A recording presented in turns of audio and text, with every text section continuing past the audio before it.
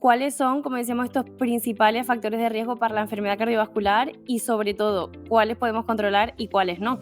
Principal para mí es el sedentarismo. Hacerse analíticas de manera rutinaria no está indicado. Hay que pedirlo una vez en la vida y lo tiene que pedir todo el mundo. Cualquier paciente con riesgo moderado, alto o muy alto tiene que llevar tratamiento para el LDL. Punto. Y los medicamentos siempre tienen efectos secundarios, por mucho que algunos te digan que no. ¿Tú darías el mensaje de que cuanto menor sea el colesterol LDL mejor para toda la población? Sí, pero con matices. Entonces, si tratas al colesterol como que hay uno malo y hay uno bueno, te perdes la gran cantidad de la película. ¿Qué factores tenéis en consideración a la hora de mandar estas estatinas o no? ¿Hasta qué punto el colesterol que ingerimos con los alimentos afecta al colesterol sanguíneo?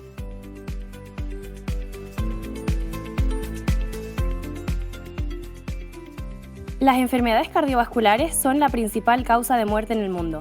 Según la OMS, se cobran 17,9 millones de vidas cada año y solo en España matan a 500.000 de personas. ¿Qué las hace tan prevalentes? ¿Cómo podemos protegernos frente a ellas? ¿Cómo debe ser una dieta cardiosaludable?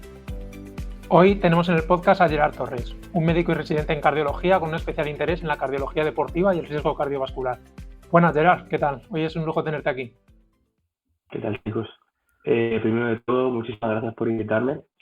Creo que es un muy buen proyecto y que va a dar mucho que hablar, sobre todo por el bajo nivel que estamos viendo últimamente a nivel de divulgación en redes, en tanto nutrición y salud en general.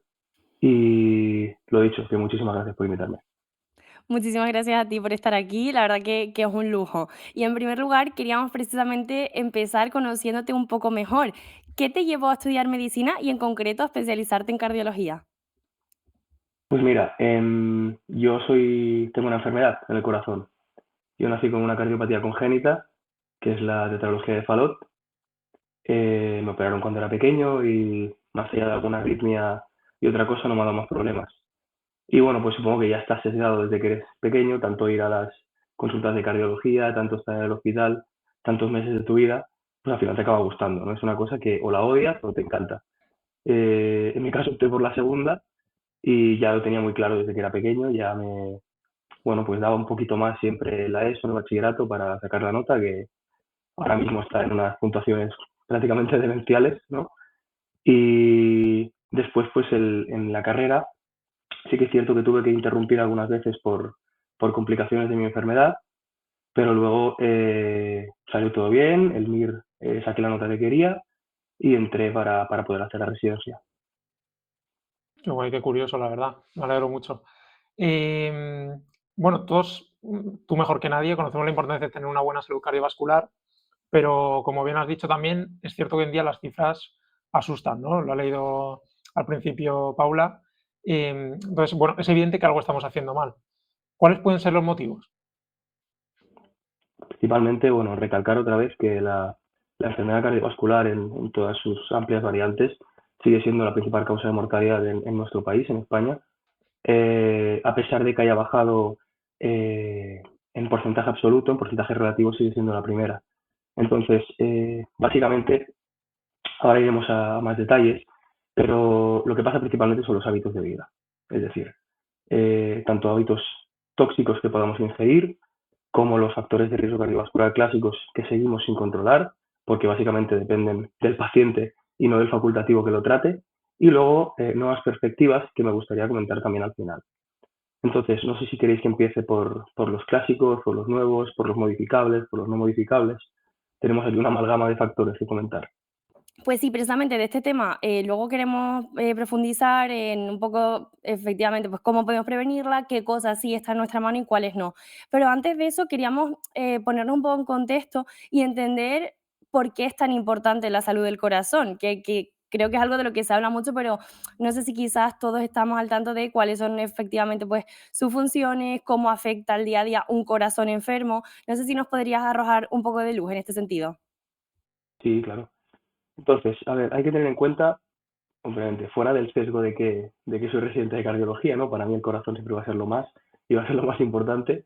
Pensemos que es un órgano que está funcionando toda la vida. Es decir, no es algo que vaya a pulsos, no es algo que vaya a momentos, es algo que todos los días de tu vida, hasta el día en que te mueras, va a seguir funcionando. Y es el órgano encargado de llevar el oxígeno necesario a los diferentes órganos que componen nuestro cuerpo. Entonces, pues si sabemos esto, obviamente sabemos la importancia que tiene que nuestros tejidos reciban el oxígeno suficiente. Entonces, fallos en este músculo, en esta bomba que es el corazón, que lo podemos asimilar a una bomba hidráulica, pues llevarán a disfunciones en los diferentes órganos de nuestro cuerpo. Entonces, el paradigma de esta patología, ¿no?, es la insuficiencia cardíaca. En sus diferentes variantes, en sus diferentes FEBIs, en todo esto, básicamente tenemos dos síntomas que nos alertan de esto, ¿no? Que son los que conocemos todo el mundo, ¿no? Es que a mi abuelo se le hinchan las piernas, ¿no? ¿Por qué pasa eso? Porque el corazón no bombea suficiente, la sangre va para atrás en el circuito y se acumula en ciertos sitios. Y luego tenemos los síntomas de bajo gasto, ¿no? Que es que, como comentaba antes, ese oxígeno no llega a los tejidos, y por lo tanto los tejidos sufren. Y ese sufrimiento son los síntomas que tenemos nosotros. Bueno, imagino que más allá de los problemas congénitos como los que has mencionado, el principal factor de riesgo es esa famosa placa de ateroma que se forma por la mala alimentación, el tabaquismo. Explícanos un poco, aunque yo imagino que hay varias hipótesis, cómo se forma esta placa de ateroma, en qué consiste exactamente y, bueno, a grandes rasgos, por qué se produce esta enfermedad que al final tiene un desenlace fatal. Para entender la placa de ateroma, tenemos que entender un poco la anatomía básica de una arteria, ¿no? Y si entendemos la anatomía básica de una arteria, podemos extrapolarla al corazón, ya que el corazón no es más que una arteria que se le dio un par de vueltas sobre sí misma y formó las 4 cámaras cardíacas. Entonces, una arteria tiene 3 capas, la íntima, la media y la adventicia, ¿vale? ¿Qué nos interesa de cada capa? De la capa íntima nos interesan las células endoteliales, que son las que están en contacto con la sangre en general, y luego de la media nos interesan las células musculares lisas, ¿vale? La primera injuria que ocurre es lo que llamamos disfunción endotelial, ¿no? Estas células del endotelio dejan de producir sustancias anticoagulantes que contrarrestan el estado procoagulativo que tiene la sangre de por sí. Porque sí, la sangre de por sí tiene factores procoagulativos dentro que pueden activarse espontáneamente. Y lo que hacen las paredes del endotelio es regular esto. Entonces, esas injurias, ¿por qué pueden venir? Pueden venir por una hipertensión arterial, ¿no? Tenemos como más fuerza de la sangre o unos flujos más turbulentos que lo que hacen es disrumpir esta membrana. Tenemos el tabaco, que prácticamente su fisiopatología es disminuir, bueno, aumentar las especies reactivas de oxígeno. Y luego diferentes múltiples patologías que al final acaban con una alteración de estos factores procoagulantes y anticoagulantes. ¿Todo esto qué acaba haciendo? Acaba haciendo que aumente la permeabilidad de esta membrana. Y al aumentar la permeabilidad de esta membrana, generamos un espacio que es virtual y luego acaba siendo real, que es el espacio subendotelial. En ese espacio se cuelan células de todo tipo. Por ejemplo, se cuelan macrófagos, se cuelan neutrófilos y se colarán en su momento partículas de LDL cargadas de colesterol, ¿no? Entonces, si quieres hablamos luego más específicamente de esto. Para hacer un resumen, estas partículas de colesterol no deberían estar ahí. Entonces, los macrófagos, que primero se llaman monocitos y cuando se activan se llaman macrófagos, se las comen, por decirlo de alguna manera. Entonces, al ingerir estas sustancias, se convierten en células espumosas. Células espumosas, cuando se cargan demasiado, mueren y son metabolizadas por otros macrófagos. Y todo esto acaba generando un engrosamiento de esta membrana subendotelial con migración de células musculares y eso acaba generando lo que llamamos la placa de ateroma, ¿no? Que suele tener un centro lipídico, que es el core lipídico, y una membrana que la envuelve, que es un poco más dura. Y al final, en la fase final de esta placa, tendremos un centro necrótico que lo que hará es ulcerarse. Esa úlcera entrará en contacto con la sangre, hará un tapón porque se coagularán ciertas partículas de la sangre y eso impactará en una arteria para que se cierre y generará pues varias manifestaciones de esta obstrucción de la sangre, como puede ser el síndrome coronario agudo o el ictus si estamos hablando del cerebro. Muy interesante, muy complejo. Sí. Pero bueno, a ver si, o sea, al menos una primera pincelada para, bueno, ir adentrándonos un poco en el tema. Y ahora sí que queríamos retomar con lo que habíamos mencionado antes, cuáles son, como decíamos, estos principales factores de riesgo para la enfermedad cardiovascular y sobre todo, cuáles podemos controlar y cuáles no. Vale. Bueno, tenemos centenares de factores de riesgo cardiovascular, ¿no? Me voy a centrar yo creo que en los más típicos y en los que creo que tienen más importancia. Entonces, me gustaría destacar el que para mí es el principal factor de riesgo cardiovascular, ya que es la génesis de otros factores que son muy conocidos, como puede ser la hipertensión, que ahora hablaremos. El principal para mí es el sedentarismo. Es decir, una persona que no cumpla con los requisitos de actividad física, digo actividad física, no ejercicio físico, que son dos cosas distintas, tiene todas las papeletas de empezar a desarrollar enfermedades metabólicas, por decirlo de alguna manera, que a la larga lleven a problemas cardíacos, problemas vasculares, con todo lo que eso conlleva. Entonces, es importantísimo recalcar que la gente tiene que moverse.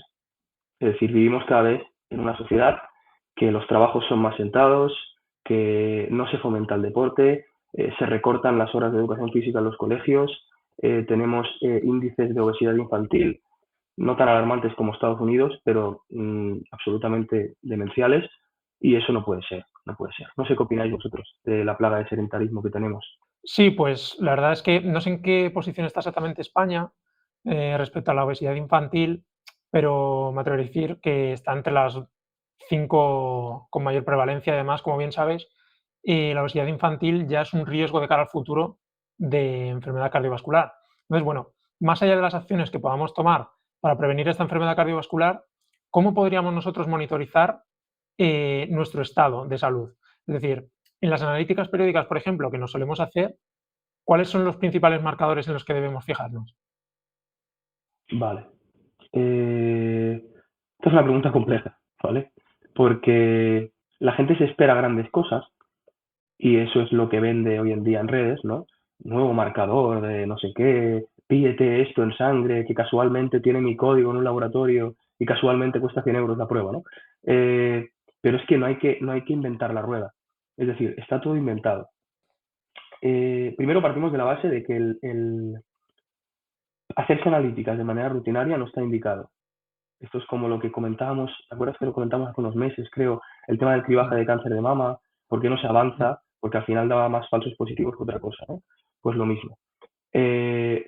Lo que sí que recomendaría, y si queréis hablamos luego un poco más en profundidad de esto, es que cualquier persona que haga actividad física, cualquier persona que se plantea hacer cualquier deporte, tiene que hacer ciertas pruebas, ¿no? Y vamos a extrapolar la analítica que le pediríamos a una persona yo qué sé, con enfermedad metabólica, que es la analítica que le pediríamos a alguien que quiera empezar a hacer actividad física, ¿no? Hay que mirar varios parámetros, sobre todo, no tanto a nivel de prevención, sino a nivel si hay que actuar sobre alguna cosa, ¿no?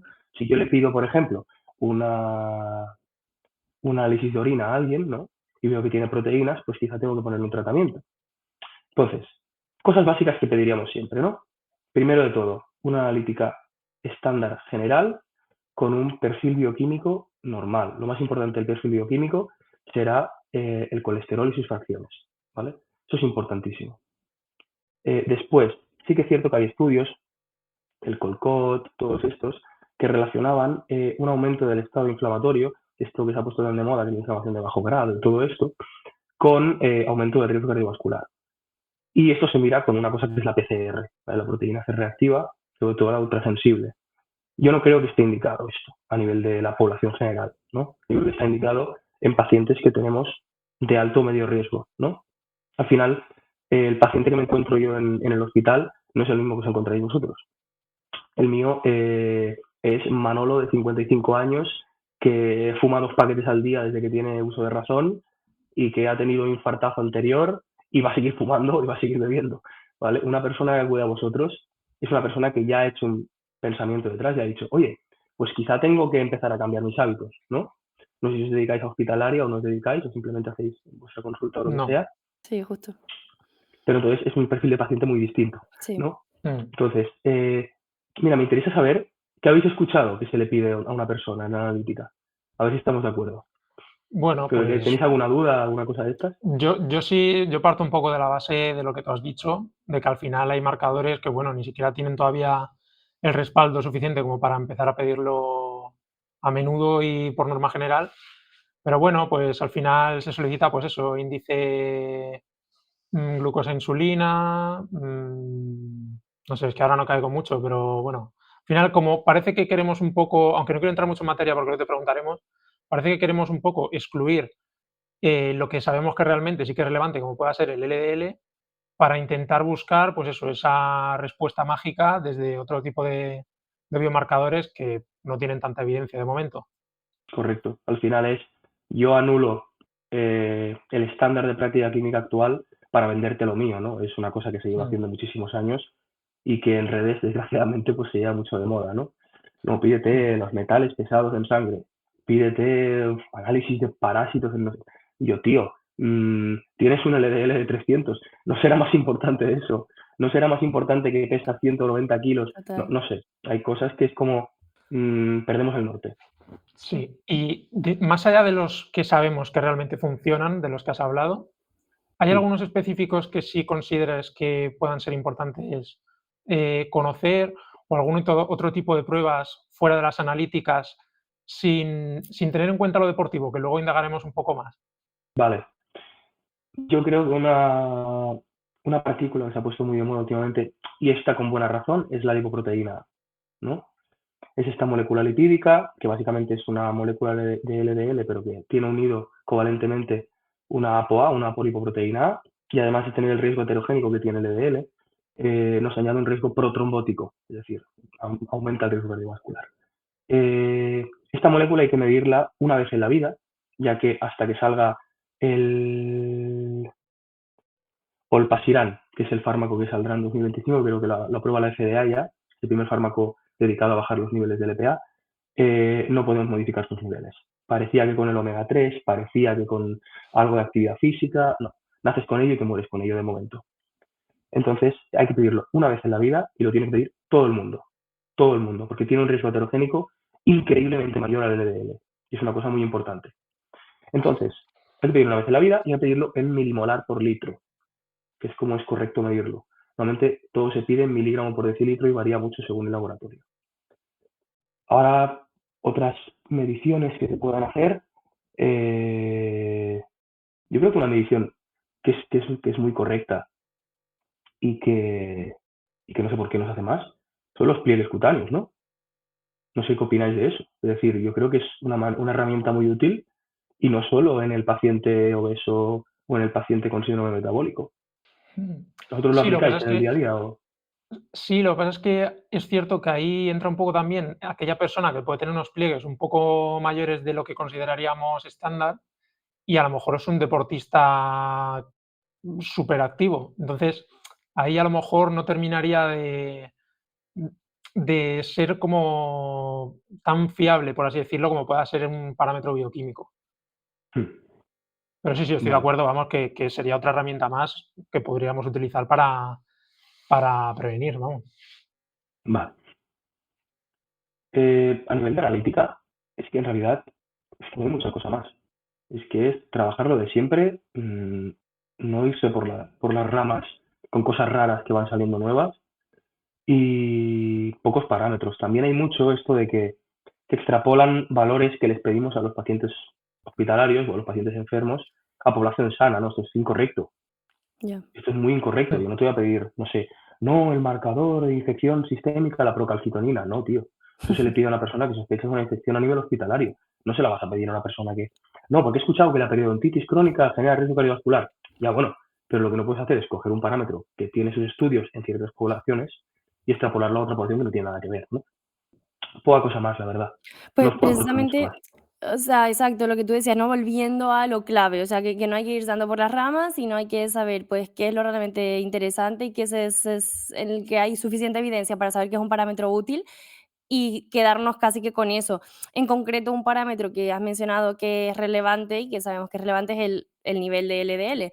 Estamos hartos de ver a diario en redes prácticamente dos bandos, unos que defienden que el LDL alto no aumenta el riesgo cardiovascular y otros que afirman que cuanto más bajo, mejor. ¿Cuáles son esos valores óptimos? También entiendo que el tema será más complejo de lo que parece. A ver, me encanta que me preguntéis esto, me encanta. Entonces, para enfocar el LDL bien, tenemos que hablar primero del riesgo cardiovascular global, ¿no? Hace muchísimos años ya la Sociedad Europea de Cardiología y la americana crearon unas tablas, que son unas tablas donde te estiman tu riesgo cardiovascular, que es el SCORE-2, ¿no? Seguro que lo conocéis. Entonces, luego se fueron actualizando, que si el SCORE-2 OP, se hizo el REGICOR aquí en Cataluña, que es de donde soy yo, y más o menos se van como estratificando según poblaciones de distintas partes del mundo, ¿no?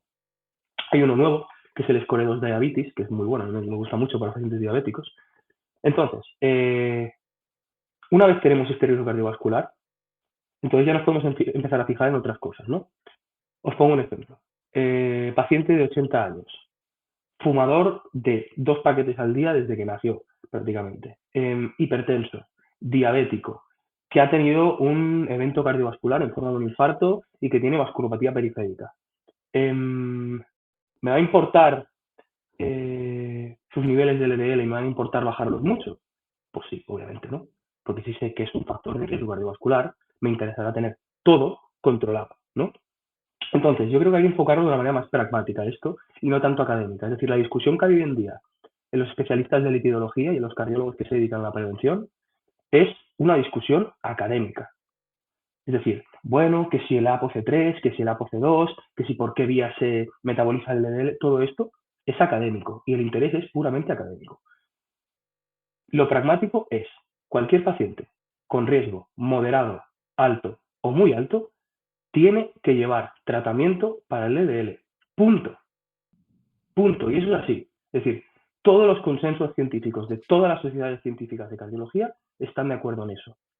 Ahora bien, vamos con el paciente que yo me encuentro poco y que vosotros encontráis más, que es el paciente joven con bajo riesgo cardiovascular, ¿no? Como podríamos ser nosotros tres. Una persona de 20 años, 30 años, 40 años, que no fuma, que no bebe, que lleva unos buenos hábitos, todo esto. Entonces, los niveles que se recomiendan en este tipo de pacientes es un LDL por debajo de 115. Pero tiene muchos matices. ¿Tú le pondrías tratamiento hipolipemiante a cualquier paciente que te viniera con niveles un poco mayores que esto? No, no. Y más con todas las pruebas de imagen avanzada que tenemos hoy en día. Habréis escuchado hablar del CALT-SCORE, del el TAC de arterias coronarias, de la ecografía. Entonces, todas estas pruebas que harán que reclasifique a mi paciente. Un paciente de bajo riesgo. Le hago una ecografía vascular de carótida y de femoral, ¿no? Y me encuentro una placa del 60% en la femoral. O sea, pues quizá no es de bajo riesgo, por muchos 30 años que tengan, y quizá tengo que empezar el tratamiento. Es decir, el resumen es, paciente de moderado riesgo para arriba, se inicia el tratamiento. Se ha acabado. Y paciente de bajo riesgo, pues para eso están los especialistas de esto, que hacen otro seguido de pruebas para poder reclasificar al paciente y que tienen en cuenta otros factores de riesgo cardiovascular. Pues es que tengo un LDL de 150, pero es que tengo una tensión perfecta, no fumo, no bebo, no soy obeso, no tengo adiposidad dentro de los órganos, que es la que va a dar riesgo cardiovascular. Pues quizá no es tan urgente tratar, ¿no? Básicamente porque al final lo tratamos con medicamentos. Y los medicamentos siempre tienen efectos secundarios, por mucho que algunos te digan que no. No sé si ha quedado claro. Sí, mucho. O sea, ¿tú darías el mensaje de que cuanto menor sea el colesterol LDL mejor para toda la población? Sí, pero con matices. Es decir, tenemos muchos estudios que nos demuestran que en todo tipo de pacientes, cuanto menor sea la cantidad de colesterol, de LDL colesterol, y cuanto mayor sea el tiempo que tenemos este LDL colesterol bajo, menos riesgo cardiovascular acumulado tenemos a lo largo de los años.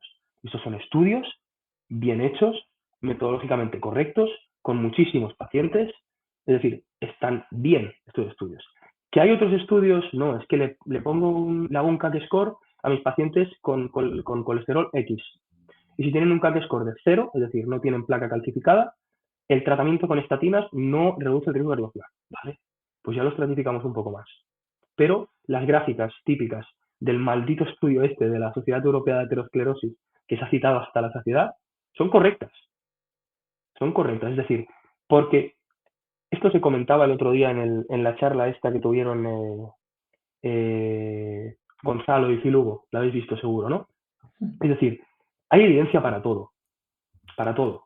Otra cosa es dónde nos lleva el grueso de la evidencia. Es decir, si yo tengo, me lo voy a inventar, 250 estudios que me hablan de que el colesterol X o el colesterol Y y luego tengo 2 estudios que me hablan de lo otro, bueno, pues quizás habrá que mirarse. Primero habrá que mirarse con lupa esos 2 estudios y luego habrá que orientarse hacia dónde nos lleva la evidencia científica, que es lo importante al final. Muy bien, muy claro. Y siguiendo con el tema del perfil lipídico, antes has comentado que hay que ceñirse a lo importante, pero es cierto que últimamente se utiliza como forma de ver también y de estimar ese riesgo los famosos índices, ¿no? Por ejemplo, el de triglicéridos y HDL. ¿Son realmente útiles o no tanto? Son útiles en un tipo muy concreto de paciente, porque lo que te hacen este tipo de índices es ocultarte lo importante, ¿no? Es decir, no, tengo un LDL de 290, ¿no? Que es muy alto. Ya, pero mis índices me salen de puta madre. No, tío, ¿sabes? Tienes un valor absoluto, no relativo, que te está diciendo ahí que hay un riesgo añadido. Tienes que hacerle caso. Es decir, no puedes quedarte solo con los índices. Tengo un LDL bien, en rango, y tengo unos índices alterados. Bueno, pues quizá habrá que mirar un poco más, ¿no? Quizá te hago una ecografía vascular, quizá te pido un TAC de coronarias, lo que sea. Entonces, otros marcadores, como puede ser la cantidad de triglicéridos que tenemos en las apolipoproteínas, perdón, en las lipoproteínas, que nos confiere mayor riesgo, cómo de oxidado está el LDL, cómo de glicado está el LDL. Lo que digo, estas son discusiones muy académicas que a día de hoy son poco factibles en la población general. Es decir, si hay gente que estamos hablando que no se puede pagar una analítica, si lo pide por una mutua o por un seguro y no se la hace la seguridad pública, perdón, la sanidad pública, ¿cómo le vas a pedir tú una prueba que cuesta 600 euros en un laboratorio privado? Y te va a decir poco, ¿no? Entonces, aquí entra un concepto que es el de cuánto daño estás haciendo con un tratamiento, ¿no? Hace poco, Masana, que es un lipidólogo de aquí de Cataluña, que sabe un montón, con otros compañeros, publicaron un artículo de los efectos secundarios que tenía reducir el LDL a niveles bajísimos, bajísimos, por debajo de 30, ¿vale? Y encontraron que no había ninguno relevante. Es decir, esto depende del contexto del paciente, ¿no? A lo que a mí me gusta divulgar, ¿no? El culturista que se mete todo lo que pilla por la farmacia y que tiene muchísimo dinero porque además lleva asesorías y esto, pues quizás sí que le pide una prueba de estas. Pero José Luis, que le han dicho que tiene un LDL alto, pues quizá le pongo un tratamiento directamente, ¿no? Y no hace falta pedirle pruebas. Vale. Muy bien, la verdad es que a mí me encanta el tema, entonces estoy aquí encantado de hacerte preguntas de todo tipo. Quiero hablar también del HDL, ¿no? Porque siempre se ha dicho que es el Sí. colesterol bueno y que, pues que cuanto más alto mejor. Pero no siempre, o sea, la evidencia no respalda eso. No dice que sea perjudicial tenerlo alto, simplemente que está ahí. Entonces, cuéntanos un poco sobre el HDL. Sí. Entonces, suponiendo que tenemos un HDL sano, ¿vale? Que no está lleno de triglicéridos, que no tenemos dislipemias por ahí que nos afectan todo esto, se ha visto que tener unos niveles de HDL bajos, perdón, es que tengo una tos, es perjudicial, ¿vale? Y lo que tenemos que hacer es subir estos niveles de de HDL a unos rangos normales, estándares, ¿vale? Pero que subir el HDL por encima de esos rangos no nos reduce el riesgo cardiovascular. Es decir, lo que está mal es tenerlo por debajo, pero tenerlo por encima no nos aporta nada extra, ¿vale? De hecho, tenerlo por debajo es uno de los criterios diagnósticos del síndrome metabólico. Vale, Yo entonces, creo que esto es todo lo que te puedo decir. Sí, sí. sí, o sea, entiendo también que precisamente por eso hay ciertos ratios como los que hemos hablado antes que podrían no ser tan útiles, porque si tienes un HDL que te afecta directamente a ese ratio, para meterlo en el rango podría ser un poco engañoso, ¿no? Ahí está la cosa. Entonces, si tratas al colesterol como que hay uno malo y hay uno bueno, te perdes la gran cantidad de la película, ¿no? Que es que está lleno de matices todo eso. Y al estar lleno de matices, comparar un valor con otro cuando no sabes ni interpretar los valores por sí solos es muy peligroso. Y más en manos de ciertos personajes. Vale. Y por último, respecto a este tema, ¿qué nos puedes decir del tema también del tamaño de las partículas del LDL o del ApoB? Entonces, el tamaño de las partículas, lo que se ha visto en algunos estudios de hace ya muchísimos años, es que el LDL, cuanto menor era, como que más capacidad infiltrativa tenía dentro del endotelio, ¿no? Y por lo tanto, pues más riesgo cardiovascular confería. Esto no está muy claro a día de hoy. Y además, medir el tamaño de estas partículas es muy complicado. Entonces, no creo que sea una cosa útil para aplicar en el día a día de un paciente o en el día a día de una persona. Es decir, que seguramente LDLs más pequeños, que acaban siendo más oxidados, que acaban siendo más glicados, que tienen más contenido de triglicéridos, sean más perjudiciales. Sí. Que hoy día tengamos técnicas para calcular este tamaño del LDL más allá de resonancias súper complejas que se hacen solo en centros de investigación, no. Entonces, a nivel mecanístico, yo creo que sí que confiere mayor riesgo cardiovascular. A nivel práctico, tenemos otros parámetros que nos dan muchísima más información.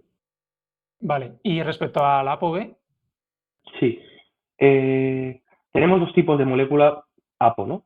Tenemos las ApoB48, que son kilomicrones, y los remanentes de estos kilomicrones, y tenemos la ApoB100, que son este tipo de partículas que son las que nos confieren el riesgo cardiovascular, ¿no? VLDL, IDL, LDL y lipoproteína A.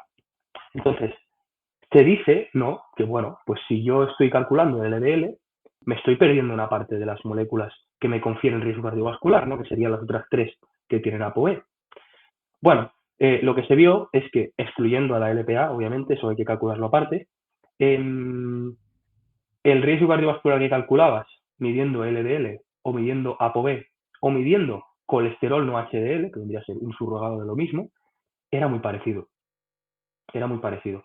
Entonces yo, siendo pragmático, si tengo que pedirle algo en una analítica a alguien, le pediría lo más barato. Porque todo mide lo mismo a nivel real. Entonces, no hay diferencias entre uno y otro. De hecho, esta mañana me he mirado un estudio sobre esto, porque es una cosa que no me acaba de quedar muy clara. Si volvemos con estos pacientes que decíamos que, bueno, sí que, digamos, ya hemos consensuado que tienen un mayor riesgo, sabemos que en este caso, pues muchas veces las estatinas serían el medicamento por excelencia. Sin embargo, dado sus efectos secundarios, sobre todo relativos al dolor y no sé si daño muscular, pues bueno, en redes, que es un campo de desinformación, han recibido muchas críticas. No sé cuál es tu opinión sobre ellas. La caza de brujas que ha habido contra las estatinas no tiene perdón de Dios. Es decir, hay medicamentos mucho menos usados y con un abanico de efectos secundarios no solo mayor, sino mucho peores, que no pasa nada. Eso si lo usas no pasa nada. Ahora bien, si usas estatinas, cuidado, que te vas a morir, los dolores musculares, es que son diabetógenas. Bueno, tenemos dos principales efectos secundarios de las estatinas. Uno que es el que conoce todo el mundo, que son las mialgias, ¿no? Mialgias. ¿Cómo abordamos esto, no? Esto es porque las estatinas generan un déficit de Q10, ¿no? Y esta Q10, cuando falta, genera mialgias. Entonces, ¿que tengo mialgias con las estatinas? Que hay poca gente que tenga mialgias con las estatinas. Pues primero de todo, me suplemento con Q10. Tan fácil como eso, ¿vale? La suplementación con Q10 ha demostrado reducir el daño muscular generado por las estatinas. Entonces, luego estas estatinas, hay unas que generan más daño muscular y unas que generan menos, ¿vale? Tenemos dos estatinas concretamente, que son la pravastatina y la pitavastatina, que también servirán para este factor diabetógeno que tienen, que van por otras vías y por lo tanto generan menos daño muscular. Además de eso, este daño muscular es dosis dependiente. Entonces, si yo quiero ponerle una estatina de alta potencia a alguien, yo qué sé, una torvastatina, ¿no? Y me la tolera hasta cierta dosis, pues no se la subo más y ya está. Y lo que hago es un aumento de la dosis progresivo. No empiezo con la máxima dosis. Empiezo con un poquito, me lo tolera. Un poquito más, me lo tolera. Un poquito más, oye, que me duele. Bueno, pues bajo otra vez. Y es mejor eso que nada, obviamente. Además de esto, tenemos lo que generan diabetes, ¿no? Las estatinas actúan sobre los receptores de rianodina, ¿vale? Que son necesarios para la entrada y salida de calcio en algunas células, ¿vale? Y una de estas células son las células beta pancreáticas, ¿vale? Que son las que generan la insulina. Entonces, se ha visto que son prodiabetógenas en algunos pacientes muy concretos, ¿vale? pues también pita y pravastatina son menos diabetógenas. Entonces tenemos alternativas a todos estos efectos secundarios y son alternativas que funcionan y además estos efectos secundarios no son graves. Es decir, son efectos secundarios que hay que abordar, son efectos secundarios que hay que tratar, que hay que hablar con el paciente y que hay que informarle, pero no son graves, no es una cosa que te vaya a dar una reacción anafiláctica y te vayas a morir, ¿vale? Y además hay mensajes en redes que son, es que no sé cómo lo veis vosotros, pero son prácticamente denunciables. Es decir, yo veo cada día vídeos de gente que es médico, no, has tenido un infarto, no tomes estatinas, y yo, ¿eres tonto? O sea, perdón, pero es que es como, ¿cómo que no tomes estatinas? Tienes un colesterol de 190, acabas de tener un infarto que te has salvado de milagro, y no te vas a tomar estatinas que te van a estabilizar la placa, que van a evitar que te reinfartes, que van a evitar una reestenosis del estén. Es que me cabrea mucho estos temas, perdón. Sí, Porque no. una cosa es que no se la tome una persona del, bueno, lo que decíamos antes, ¿no? El deportista de 20 años, que tienes un poco de colesterol alto familiar. Bueno, pues no pasa nada.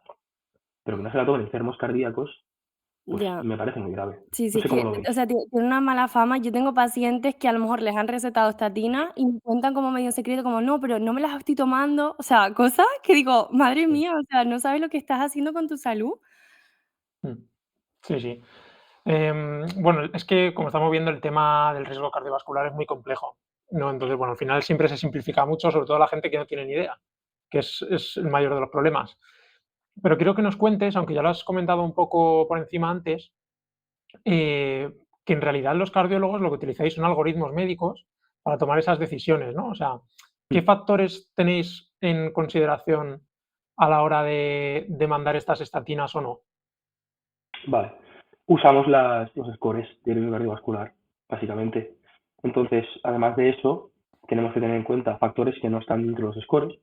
Por un ejemplo, el score 2 de diabetes tiene la glicada dentro, pero el score 2 no. Es decir, y si tenemos un paciente que no está diagnosticado de diabetes, pero tiene una glicemia muy alta, no sé qué, pues quizá hay que incluirlo también, ¿no? Es un poco coger las tablas, mirar los factores de riesgo que tienen estas tablas nos estratifican el paciente en una categoría concreta, muy alto riesgo, moderado riesgo o riesgo leve, y a partir de ahí tomamos una decisión, tanto de iniciar tratamiento hipolipemiante, como de qué cantidad de colesterol LDL debemos de bajar, ¿no? Yo qué sé, para pacientes de muy alto riesgo cardiovascular, el paciente que ha tenido un infarto, el paciente que ha tenido un ictus, el paciente que está con arteriopatía periférica, los niveles recomendables de colesterol es por debajo de 55, que son unos niveles un poco utópicos. Poca gente ha visto que tenga los niveles por debajo de 55, pero sería lo ideal. Los pacientes de alto riesgo cardiovascular, pacientes nefrópatas, pacientes diabéticos sin afectación macrovascular, estos pacientes deberíamos tener por debajo de 70, ¿no? Pacientes de moderado riesgo, que es donde clasificamos a la mayoría de pacientes que nos vienen a nivel hospitalario, pues sería por debajo de 100, ¿no? Y luego tendrían estos pacientes de leve riesgo o de no riesgo cardiovascular, ¿no? Que los pondríamos con una LDL por debajo de 115. Entonces, estas son más o menos las tablas que seguimos. Que luego resulta que mi paciente pues tiene otras alteraciones que no me salen en el score, lo que decíamos antes, ¿no? De reclasificar. Esto tiene que ser una cosa muy individualizada de cada paciente. Es decir, si yo tengo, me lo invento, María de 24 años, que resulta que su tío está muerto de un infarto con 41 años, ¿vale? Y entonces viene a consulta porque es celadora de mi centro y viene a la consulta de litios o a la consulta de cardiólogo. Bueno, si es que ha pasado esto tal y cual. Bueno, pues la chica no tiene ningún factor de riesgo así visible ni en analítica ni en nada. Bueno, pero se ha muerto un tío con 41 años. Y empiezan a preguntarle, y es que mi abuelo se murió con 50 también de un ictus. Y mi madre tuvo un infarto que se salvó con 39 años. Hostia, pues quizá hay algo ahí, ¿no? Y quizá le pasa una eco y tiene unas placas del 70% en carótidas o en femorales, ¿no? Y digo, hostia, pues quizá tiene que tengo que empezarle el tratamiento. Por mucho que en mis tablas no me salga, debería que empezarle el tratamiento, ¿vale? Esto tiene que ser un poco individualizado del paciente y hay que tener en cuenta todos los factores de riesgo cardiovascular. Y siempre hay que buscarlos activamente. Es decir, el no tratamiento será la excusa final, después de buscar y preguntar absolutamente todos los factores de riesgo cardiovascular que se me puedan ocurrir, porque eso al final lo que hará es quitarme riesgo añadido a lo largo de todos los años, ¿vale? Que es lo importante y lo que queremos. No sé cómo si miráis alguna cosa vosotros en consulta o con los pacientes o qué. Yo es que al final, o sea, confío en el criterio del médico. Yo trato, ¿qué es lo que debemos hacer en realidad? Todos los nutricionistas, o sea, nosotros tenemos que confiar en un diagnóstico. Nosotros no hacemos diagnósticos. Entonces, a partir de ahí, nosotros en base a lo que nos diga el médico, pues Mm. ya trabajamos. Muy Vale, bien, muy y bien, muy Gerard, bien. ya por cerrar este tema más metidos en lo que es la medicina y la prevención a nivel cardiovascular, Hmm. ¿hay algún marcador que todavía no tenga mucha evidencia, pero que pinte muy bien, que parezca prometedor para la prevención de enfermedad cardiovascular y que sea asequible, claro, porque si cuesta un dineral y no se puede aplicar a la gente, de nada nos vale de momento? A ver, que sea asequible, no. Que sea muy prometedor, sí. Yo os voy a poner, mira, os voy a poner uno que es muy asequible y os voy a poner otro que no es muy asequible, pero que es la mejor prueba que tenemos a nivel cardiovascular. Mira, la mejor prueba que tenemos es el TAC de arterias coronarias, ¿vale? Es decir, lo que hacemos es un TAC, una tomografía computarizada, ¿vale? Que nos hace una reconstrucción a través de centenares de imágenes que se disparan a través de una máquina, ¿vale? Y nos reconstruye como si fuera un dibujo anatómico exacto, cómo están esas arterias, la cantidad de placa que tienen, si esa placa está calcificada, si no está calcificada, y a partir de ahí podemos ver qué riesgo tiene ese paciente exactamente. Es decir, lo que miramos el 99% de las veces, todas las personas que nos dedicamos al mundo de la salud, son parámetros indirectos. Es decir, yo me fío de que según las cohortes que se han seguido durante tantísimos años, estos parámetros indirectos que han demostrado ser factores de riesgo cardiovascular, me den una verdad en cuanto al riesgo cardiovascular de mi paciente, ¿vale?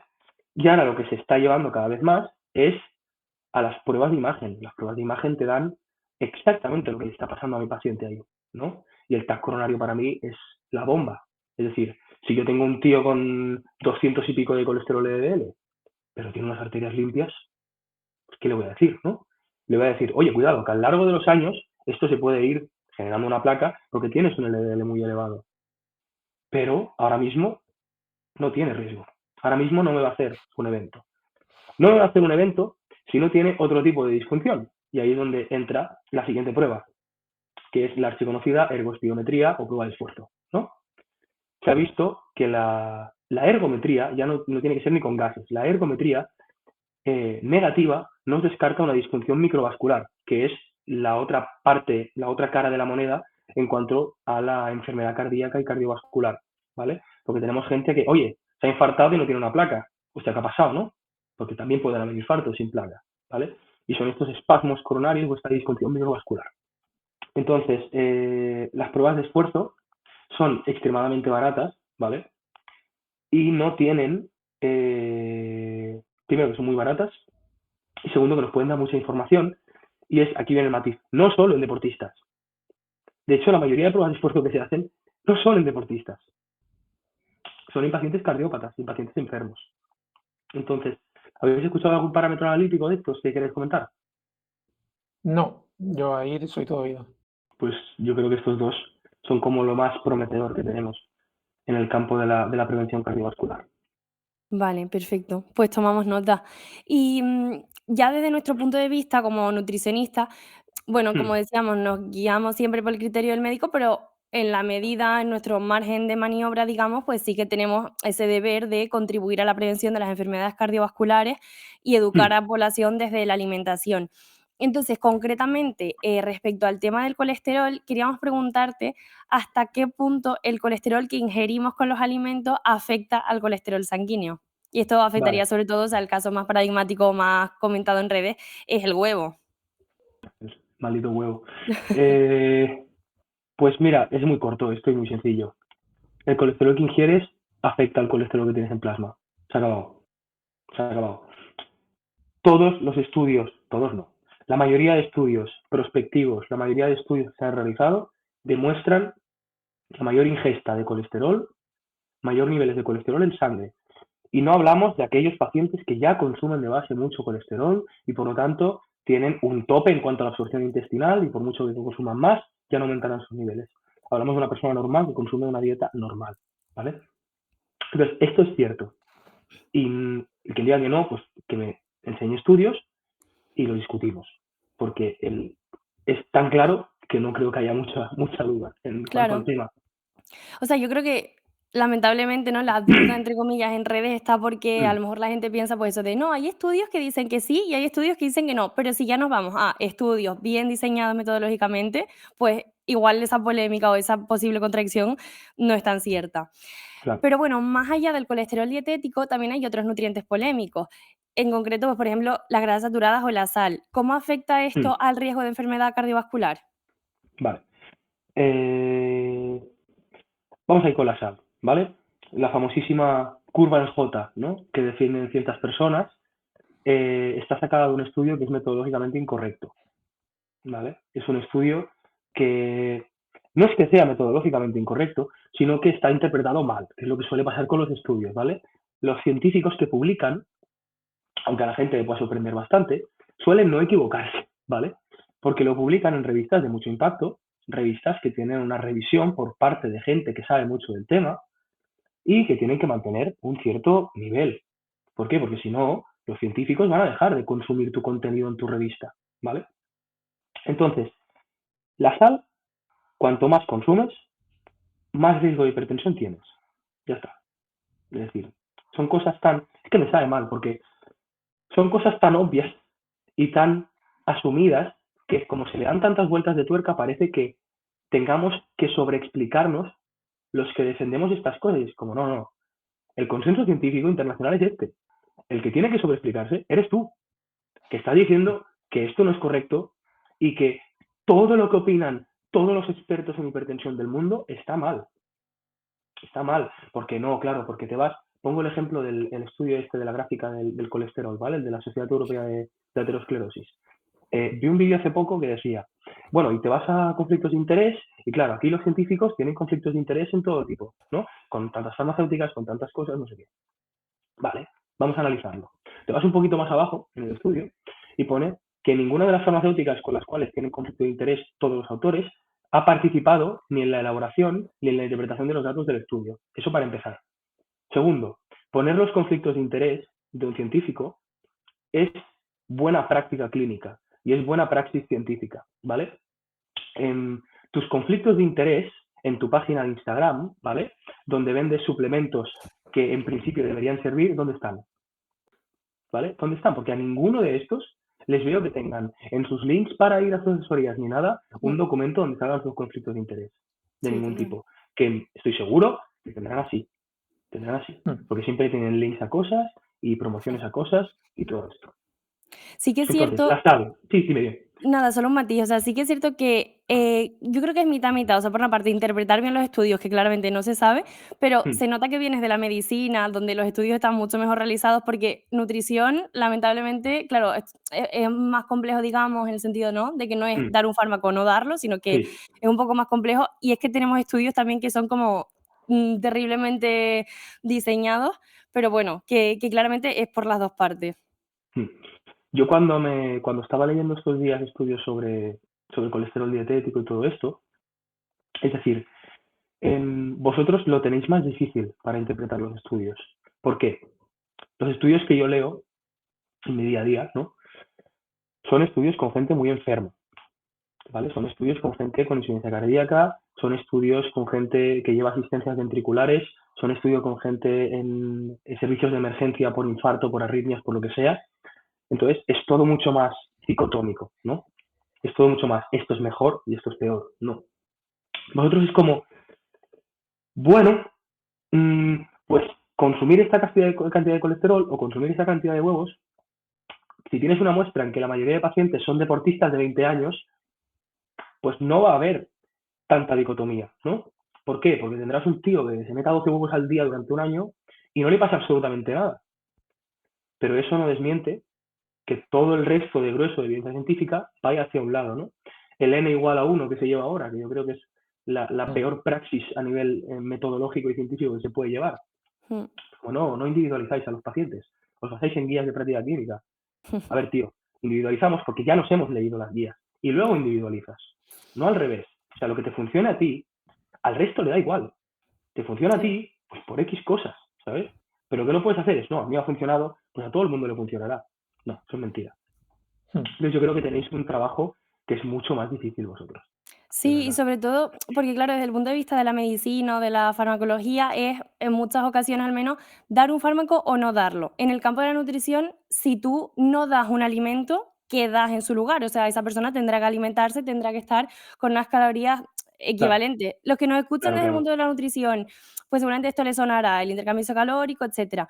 Pero desde otras perspectivas, a lo mejor esto no te lo has planteado y es que supone una, o sea, introduce un grado de complejidad bastante grande. O sea, ¿por qué sustituyes ese alimento que has quitado? ¿Por qué lo sustituyes? ¿Y cómo es el resto de la dieta? Si tú estás comparando a un cierto grupo con la dieta base, digamos, la dieta occidental básica, Ahí claro, va a está. mejorar cualquier cosa, o sea, va a mejorar Claro, hasta que chupe una pared, porque es que claro. evidentemente es terrible. En cambio, a lo mejor si la comparas con un estándar más ideal, con, bueno, con otros tipos de dieta, los resultados saldrían diferentes, por tanto el comparador lo es todo. Claro, no, no, totalmente. O sea, el típico ejemplo de la dieta keto, ¿no? Que todos conocemos. Claro, Pues que a mí yo he perdido 50 kilos con la dieta keto, porque esta es la mejor dieta, porque, a ver, tío, a ver, comías McDonald's cada día. La mayor actividad física que hacías era levantarte del sofá a la cama, ¿sabes? Fumabas como un desgraciado. Pues claro que te vas bien la dieta keto, claro. tío, porque tienes un déficit calórico ahí. Es que podías haber estado haciendo la dieta de beber agua y te hubiera ido bien igualmente, ¿sabes? Sí. Y es lo que tú dices, el comparador es muy importante y no se menciona normalmente. Sí, totalmente. Bueno, volvamos entonces a la bueno, no sé si con la sal querías aportar algo más o si no pasamos a No, las no, grasas ya está, ya saturadas. está. Sí, yo creo que pasa un poquito como el colesterol, ¿no? Poca diferencia, la verdad. Es decir, a mayor tiene más matices que yo creo que es muy técnico y quizá vosotros podéis aportar mucho más que yo en este campo, obviamente. Pero a nivel cardiovascular, pues tiene una curva también que es un poco lineal, ¿no? Gráfica un poco lineal, que a mayor cantidad y a peor calidad, por decirlo de alguna manera, pues más riesgo cardiovascular tienes, ¿no? ¿Vosotros qué conocéis de este tema? Me interesa saberlo. Mira. ¿Paula? No, sí, sí, a Intentando ver. pasarnos la pelota, ¿eh? No, sí, es lo que dices, al final es una relación lineal. O sea, es un poco buscar esas excusas de sí, porque cuando viene de aquí es un ácido con 17 letras, que a lo mejor no afecta tanto. Bueno, a ver, vamos a ver. Si la recomendación que tiene que ser es cuantas menos mejor. Si es que tampoco hay que volverse muy loco. O sea, Sí. que un día te apetece tomarte una cosa, está genial, pero que sepas que cuanta mayor sea el consumo de grasas saturadas, mayor será el riesgo cardiovascular porque aumentará el LDL, entre otras cosas. Ya está, Sí, es tampoco hay que que yo volverse muy no sé loco. si es que siga habiendo, o sea, no sé cuál es el problema, no sé si es como hay no sé, una desinformación en cuanto a la base o así, pero es que ayer, por ejemplo, me salió un reel de un movimiento muy conocido en nuestro campo que promueve un poco, ¿no?, la comida basada en materias primas, por decirlo así, que decía, o sea, estaba como con un queso y era como, claro, porque te aporta grasa saludable.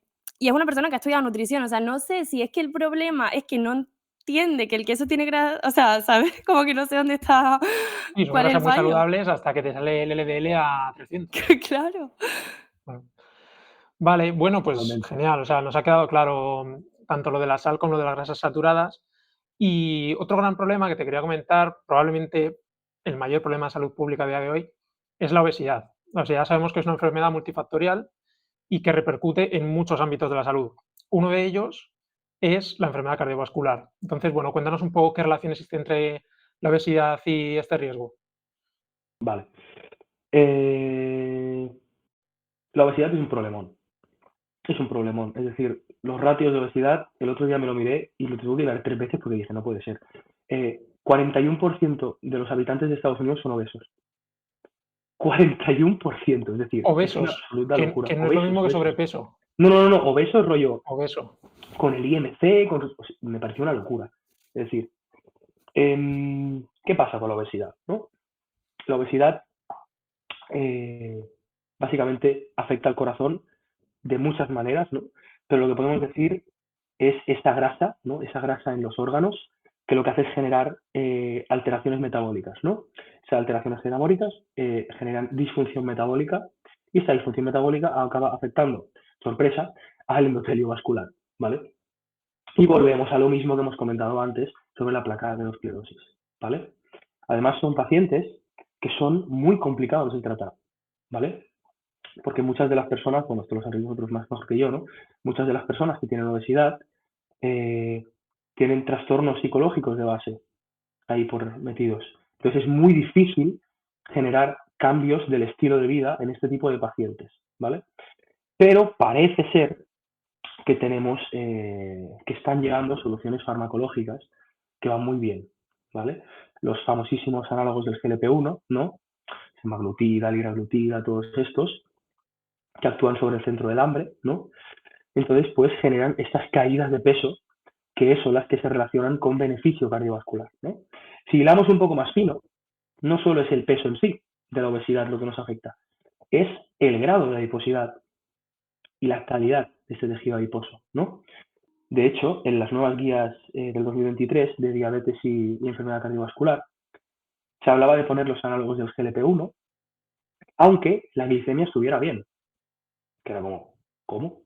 Y es lo mismo por lo que se lo ponen las personas obesas. Porque esa adiposidad es la que hay que combatir, porque esa adiposidad, tanto a nivel intraabdominal, tanto a nivel epicárdico, que es muy importante, es la que genera todo el riesgo cardiovascular. Entonces, es una enfermedad extremadamente grave a nivel cardíaco, con unas consecuencias devastadoras, con una disminución de la calidad de vida extrema y con una mortalidad muy alta, muy, muy, muy alta. Y hay que ser muy agresivo con su tratamiento en cuanto la persona quiera hacer el tratamiento. Y obviamente, y esto es una cosa que también se dice siempre, los médicos intentáis ponerle fármacos a todo el mundo, ¿vale? Es mentira. En todas las guías de práctica clínica de la Sociedad Europea de Cardiología, en todas las que tienen cosas del día a día. Obviamente, una fibrilación auricular rápida en un servicio de urgencias no le vas a decir, bueno, ves a darte una vuelta y luego bien. No, no. Pero en cuanto a la obesidad, en cuanto a la diabetes, la primera intervención siempre es cambio del estilo de vida. Siempre, siempre. Hipertensión, lo mismo. Es decir, si no se consigue eso, por mucha medicación que se dé, se va a recuperar el peso. Porque lo que hay que cambiar es el hábito alimenticio, es el sedentarismo. Y yo, de verdad, insisto, hay que ser muy agresivos con el tratamiento de la obesidad porque es la génesis de todas las principales patologías que están matando al 90-80% de la población. De acuerdo. Y recuperando un poco otra vez la perspectiva de la dieta, hemos hablado de algunos de los nutrientes que, bueno, que tenemos que tener más controlados, ¿no? Ese colesterol dietético, esas grasas saturadas, esa sal, pero yéndonos a la parte más positiva, por decirlo así, ¿cuáles sí que son esos alimentos a lo mejor que deberíamos incluir para prevenir la enfermedad cardiovascular? Vale, os voy a dar la polémica del podcast aquí. La mejor dieta, ¿vale? No un tipo de alimento concreto, sino la mejor dieta para salud cardiovascular y para prevención de enfermedades relacionadas con el corazón y con los vasos sanguíneos es una dieta basada en vegetales. Punto. Yo Y creo esto que es aquí así. polémica ninguna, la verdad. Claro, No, no, yo pero en plan, bueno, ¿cuál dirá, cuál dirá? pero es que parece, ¿te imaginas? No, la keto. La keto. La LDLC 400, nada, increíble. Y eso es así. Es decir, cuantos más vegetales incluyas en tu dieta, mejor va a estar tu corazón, mejor va a estar tu LDL, mejor va a estar tu salud vascular. Todo esto, ¿vale? ¿Que puedes tener un corazón sano con otro tipo de dieta? Sí, obviamente. Obviamente porque esto es una cosa multifactorial, ¿vale? Pero que la dieta basada en vegetales es lo mejor y la inclusión de vegetales más allá de cualquier suplemento que te puedas tomar es lo mejor que puedes hacer por tu salud cardiovascular, es así, es indiscutible. Vale. Sí, sí, es que en realidad yo creo que todas las líneas científicas, de evidencia científica, convergen en eso. Es que al final el problema de la gente es que lo ve desde su prisma, pues sesgado, a lo mejor incluso desde la política, desde todo tipo de cosas irrelevantes, cuando lo único que importa Ya. es lo que nos está diciendo la ciencia, que podríamos salvar millones de vidas, y es que, pues, las cosas como son, una dieta basada en plantas es la mejor para la salud en todos los aspectos, y de Sí, momento no la hay verdad nada que que, lo contradiga. o sea, ese tema sería para abordar algún día porque es espectacular cómo prácticamente se relaciona con dieta basada en vegetales. No sé, de repente eres aquí como el mayor perro flauta, o sea, ¿en qué momento Sí. van las cosas de la mano? O sea, es No, que no, una cosa es la hay evidencia científica, no tiene nada que claro, ver si lo nos demás. centramos en eso, lo acaba de decir Gerard, que él es médico también, o sea, no es otro nutricionista más también, es médico y especialista en el corazón. Entonces, yo creo que es evidente, pero bueno, más allá de este patrón que nos has dicho, y siendo un poco más concreto, hay nutrientes como, por ejemplo, antes has mencionado la coenzima Q10 para aquellas personas que consumen estatinas, pero ¿qué nos puedes decir también, por ejemplo, del omega 3, de la vitamina C? ¿Qué opinión te merecen y si son realmente útiles en forma de suplemento? Y si no lo son, ¿hay algún otro suplemento que tú recomendarías para mejorar o prevenir la salud cardiovascular? Vale. Esto pasa un poco con el tema de la suplementación como con el HDL, ¿no? Para compararlo de alguna manera. Es decir, una cosa es que te falte algo y otra cosa es que tengas que añadir algo, que son dos cosas muy distintas. Es decir, si tú tienes, el típico caso, ¿no? Si tú tienes una hipovitaminosis D, ¿no? Pues hostia, quizás sí que tienes que suplementarte con vitamina D, ¿no? Niveles mayores, pues no te van a aportar mucha cosa, ¿vale? Entonces, el omega 3, y esto es una cosa que incluso los cardiólogos recomiendan, es decir, y es una cosa que me he estado como absolutamente obsesionado estos días, ¿vale? Que era buscar la razón de esto, ¿vale? Se ha visto en pacientes con riesgo cardiovascular alto y muy alto que llevan tratamiento hipolipemiante máximo, que han conseguido las cifras de LDL colesterol que tocaban, que luego se les hace una prueba de imagen y se ve que siguen teniendo ese riesgo, ahí funciona el omega 3. Ahí funciona el derivado este, que es el icosapento de etilo, que es el nuevo fármaco que ha salido. Ahí. Pero en el resto de población no hay evidencia para recomendarlo. Si tú sigues una dieta donde suplementes todo esto, no hace falta poner más. No te va a dar mayor beneficio cardiovascular suplementarte con ello. ¿Vale? Y mira que es uno de los suplementos más estudiados, juntamente con creatina, juntamente con otros. O sea, tiene mucha literatura detrás. Pero poca cosa te puede ofrecer si ya tienes una dieta que es correcta. Obviamente, si comes solo carne porque hace 1 millón de años solo comemos carne, pues quizás tienes que suplementarte con cosas, ¿no? Pero en otros casos no hace falta. No te va a aportar nada. Otro factor que es clave para la prevención cardiovascular es el ejercicio físico. De hecho, comenzábamos un Mm, poco la charla, hablando precisamente del sedentarismo, de la actividad física. mm. ¿Qué es eso que tiene el deporte para ejercer este efecto positivo sobre la salud cardiovascular? Todo, todo. Es decir, lo mejor que puedes hacer por tu corazón es mover el culo. Es decir, a nivel, vamos a poner varios niveles del organismo, ¿vale? Disminuye adiposidad, aumenta consumo de oxígeno, el VO2, ¿vale? Que al final se ha relacionado con mortalidad cardiovascular, mejora el endotelio vascular, disminuye la resistencia a la insulina, evita la acumulación de grasa epicárdica pericárdica, disminuye la adiposidad abdominal. Podemos hablar de 1.000 millones de cosas, tiene 1.000 millones de beneficios, ¿vale? Aumenta la eficiencia cardíaca, ¿vale? Mejora tu estado de ánimo, que un inciso que quería hacer en cuanto a los factores de riesgo cardiovascular, son los nuevos factores de riesgo cardiovascular. Entre ellos, la soledad, la depresión, la ansiedad, el tiempo que pasas con pantallas, todo esto, ¿vale? Y el deporte te ayuda a combatir estas cosas.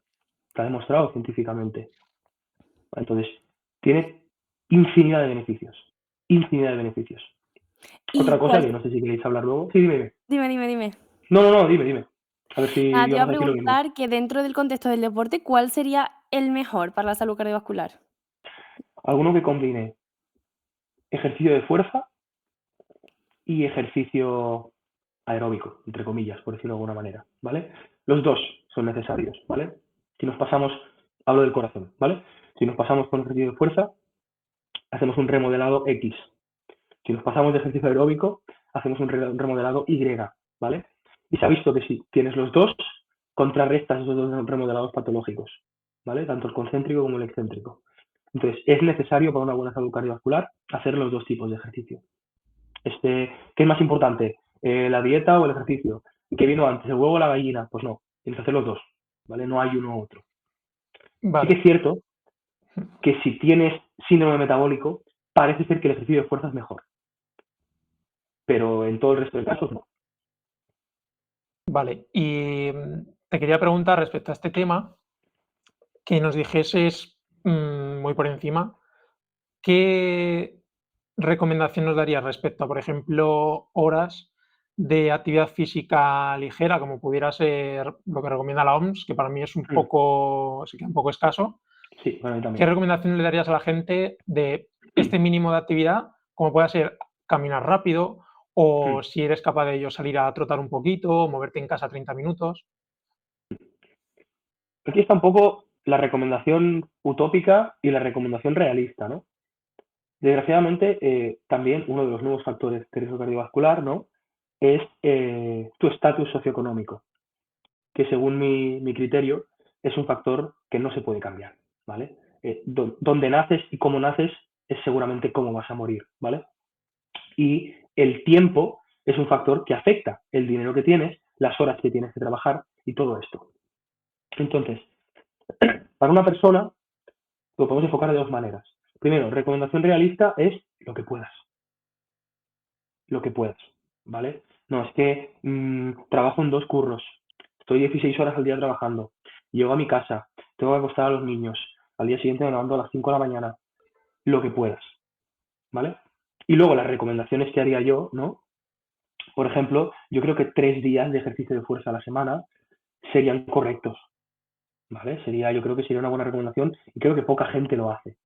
Poca gente lo hace. Fuera del mundillo donde nos movemos nosotros, que es una cosa muy concreta, ¿vale? Que no representa para nada lo que es la población en general, yo creo que conseguir que el 80% de la población hiciera 3 días de fuerza, vamos, le doy con un canto en los dientes, sería Ya, increíble, total. ¿vale? Sí, sí, Y estamos súper luego, sesgados en ese sentido, ¿eh? sí, al final el tipo de gente que vemos nosotros en redes o que tratáis vosotros, o que es gente que, bueno, es un encanto trabajar con ellos, ¿no? Es como, no, es que ¿cuántos días entreno a la semana? 5 o 6, digo, joder, tío, qué barbaridad, ojalá, ¿sabes? Pudiera hacer esto todo el mundo. Pero yo creo que primero la parte de fuerza 3 días a la semana, 3 bloques de entrenamiento, por decirlo de alguna manera, y luego a nivel de ejercicio aeróbico, bueno, está el tope este de 150 minutos, ¿no? A la semana. Sí, yo creo que más que esto sería suficiente, ¿vale? Y luego también el ejercicio aeróbico, no solo está la cantidad de ejercicio aeróbico que haces, sino la calidad, ¿vale? Es muy importante, si no tienes ninguna enfermedad y con unas pruebas cardíacas correctas previamente hechas, meterle caña al corazón, ¿vale? Hacer tus hits, trabajar en frecuencias cardíacas relativas a la máxima elevaditas, entre un 80-90%, ¿vale? Y luego el resto, pues hacer el list ¿no? Yo creo que si todos hiciéramos esto, o sea, que se me acaba el trabajo, o sea, me echan del hospital porque gente que no estaría Ojalá, lo enferma. siento, pero ojalá. Sí, sí. No, Eh, no. vale, y ahora por el otro extremo, aquellos deportes como puedan ser los ultramaratones o Ironmans o carreras especiales que evidentemente se apunta a poca gente porque muy poca gente es capaz de hacer eso, pues yo que sé, una carrera de 100 kilómetros, 150, incluso 200, que las hay. ¿Llega un momento en el que el ejercicio puede ser contraproducente y suponer un riesgo para el corazón? Sí. De hecho, el ejercicio de élite, el deporte de élite, es todo perjudicial. Todo. Absolutamente todas las disciplinas que existen. Bueno, yo el ajedrez no, pero ya me entendéis. Cualquier deportista de élite no está sano a nivel del corazón.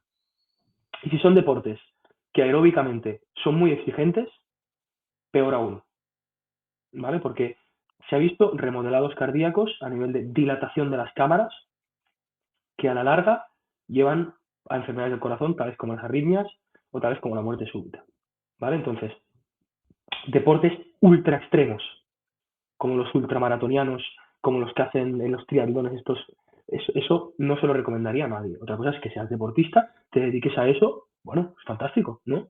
Es tu vida, es tu pasión, es tu deporte y bueno, para eso están los médicos del deporte, los cardiólogos del deporte, que te controlan todas estas cosas y intentan evitar, aunque evitarlo es imposible, pues que esté lo más controlado posible y que puedan decirte en algún momento, hey, tienes que parar ya porque te va a pasar algo, ¿vale?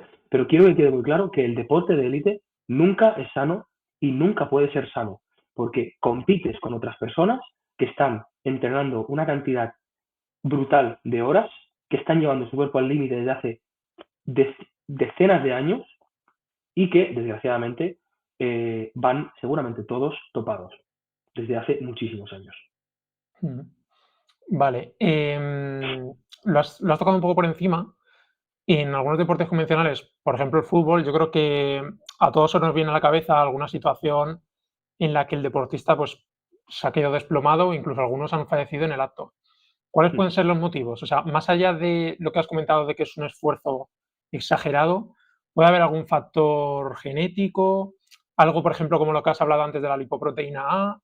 ¿Por qué puede ser? ¿Y cómo es posible que en estos clubes de este nivel, que es la élite del deporte, no puedan detectárselo, ese riesgo? Vale. Aquí hay una parte que es culpa de los clubes y una parte que es culpa del azar, ¿vale?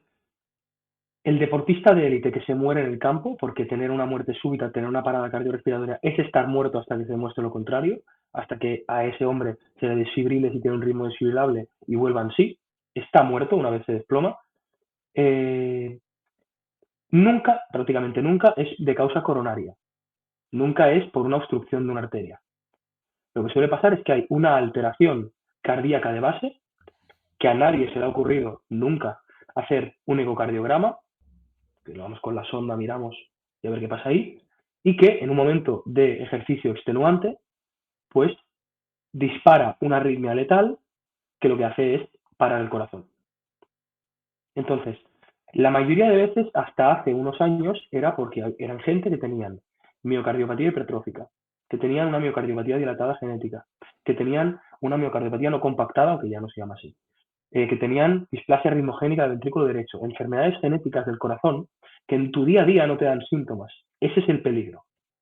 El primer síntoma de una muerte súbita es la muerte súbita. Es decir, no te avisa antes. O tú activamente buscas en todos los deportistas federados de tu región una enfermedad cardíaca, o te la vas a comer en forma de que un chaval de 14 años se me ha muerto en medio de la pista porque no le he hecho una prueba de imagen o porque no le he hecho un simple electrocardiograma. Y eso pasaba hasta hace poco muchísimo, muchísimo. Trabajos como el de cardiología del deporte del Hospital de Sant Pau, al final hicieron obligatoria, como mínimo aquí en Cataluña, que todas las personas federadas en un deporte tuvieran que pasar por una revisión simple, a mi gusto, pero una revisión. Como mínimo tienes un médico que ha mirado un electro, de hecho, bueno, como mínimo en el electro no hay nada raro, ¿vale? Y eso salva vidas. Salva vidas, porque que tengas que decirle a un chaval que se va a dedicar a esto con 17 años, no puedes volver a hacer deporte, es jodido. Pero que dentro de una semana tengan que enterrarlo, ese es más jodido, ¿no? Y luego está la otra parte, que son estas arritmias que suceden a veces y que pasan justamente jugando y que matan a la persona. Pues eso no se puede evitar. Eso lo que hay que hacer es que todos, absolutamente todos los profesionales deportivos tengan formación en reanimación cardiopulmonar básica. Eso Vale. es esencial, esencial. Vale, y por ejemplo, corrígeme si me equivoco, pero creo que es así. En las típicas carreras populares, véase Maratón de Madrid, por ejemplo, que van miles de personas, creo que hay un incremento en este tipo de, pues de desplomes, por así decirlo, no me sale la palabra, como hay muchos desplomes porque la gente, pues ya sea por batir su propia marca, por las condiciones de que tampoco son profesionales, a lo mejor no han comido bien, no se están hidratando bien, lo que sea, hay un riesgo aumentado también en este tipo de pruebas. Entonces, un sobreesfuerzo que incluso nuestro propio cerebro no es capaz de detenernos y nos estamos autoengañando por el hecho de eso, de batir nuestra propia marca, puede suponernos incluso la muerte. La muerte no sé, un síncope te lo llevas seguro. Una pérdida transitoria del conocimiento es posible porque al final, por decirlo de una manera muy burda, el cuerpo dice, se ha acabado. Se ha acabado porque tu corazón no da más, tus pulmones no dan más y se ha acabado. Y te sincopas, ¿no? Pierdes el conocimiento y luego te recuperas. ¿Qué pasa en las carreras populares, en los eventos populares, en los deportistas amateur? El 90%, si no me equivoco, 90% sí, de muertes súbitas se dan en deportistas amateur, no en deportistas profesionales. ¿Vale? ¿Por qué? Porque nadie hace controles. Los colegas que trabajan en el Banco Santander, que se van los domingos a jugar a pádel, ¿quién se ha hecho una prueba de imagen cardíaca? ¿Quién se ha hecho una prueba de esfuerzo? Nadie. El pavo de 50 y pico de años que con unas cervezas, pues me ha puesto que hago la maratón de Madrid, tal y cual. ¿Y luego qué pasa? Que tiene una cardiopatía isquémica que no haya diagnosticado nunca, se tapa la arteria y se muere. O tiene una enfermedad que no se ha diagnosticado nunca y es un tío que no ha hecho deporte, pues se esfuerza más de lo normal y se muere. Es decir, normalmente lo que suele pasar, más allá del sobreesfuerzo, que algún caso hay descrito de una arritmia directa, una fibrilación ventricular directa, por sobreesfuerzo de una persona sin patología cardíaca de ningún tipo en la autopsia, pero son casos muy, muy excepcionales, lo que suele pasar es que son gente que ya tenía una enfermedad del corazón y que se pone a hacer un esfuerzo para el cual no estaba preparado de ningún tipo y para el cual nunca se había enfrentado. Esto es como la rotura del tendón de Aquiles de los jugadores de pádel, ¿no? El tío de 40 años que va a jugar y nota como si hubieran pegado una pedrada en el pie y pues ha partido el tendón de Aquiles, ¿no? ¿Por qué? Porque no está preparado para hacer eso. Entonces, estos eventos son muy peligrosos. Son muy, muy peligrosos porque tienen una participación que puede entrar cualquier persona, no hay ningún filtro, sobre todo personas que no están preparadas para esto. O sea, en este sentido, desde tu punto de vista, si se reforzara un poco esa parte, a lo mejor, no sé, hacer pruebas, ¿no? O sea, un poco ese grado de supervisión, digamos, estos sucesos fatales se podrían prevenir con facilidad, entre Sí, comillas, ¿no? sí, en la gran mayoría sí. En la gran mayoría, como eso no es viable ni a nivel económico ni a nivel de personal, porque no le vas a hacer una prueba de esfuerzo a todas las personas que viven en España, ¿no? Eh, una manera de intentar paliar estas cosas es, como he dicho antes, que todas las personas que vigilan una maratón, que todas las personas que vigilan un evento deportivo, sepan reanimación cardiopulmonar. Es decir, tú no vas a salvar ninguna vida con la reanimación cardiopulmonar. Tú vas a hacer de corazón desde fuera. Y lo que vas a hacer es que el cerebro no se quede sin oxígeno y por lo tanto se muera. Y si consigo reanimar a esa persona luego en el hospital, que no tenga el cerebro frito y por mucho que lo hayamos reanimado, ya está, ya no despierte nunca más. Eso es lo que haces. Y es necesario que todo el mundo sepa de estas cosas. Porque salvas la vida y salvas la calidad de vida de una persona, que es lo importante. Ya, total, Lo otro de las pruebas, se podría hacer, lo que claro, es mucho dinero. claro. Al final las intervenciones tienen que ser coste eficientes también, porque vivimos en un sistema sanitario público financiado por impuestos donde el dinero es limitado. Claro. Desgraciadamente es así, pero hay que tenerlo en cuenta. Has mencionado las pruebas de esfuerzo. ¿Podrías comentarnos un poco cómo se hacen, qué se mide o no sé hasta qué punto son útiles?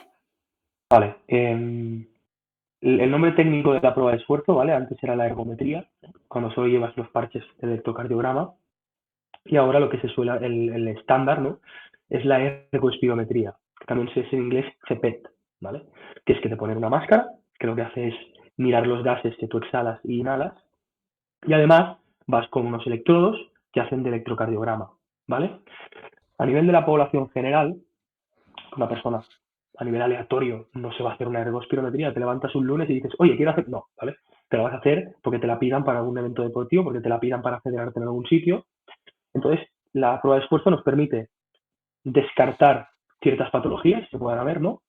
Si yo te pongo a hacer una prueba de esfuerzo y veo que tienes un electrocardiograma de miocardiopatía hipertrófica, pues quizá digo, oye, cuidado, te voy a hacer un ecocardiograma, ¿no?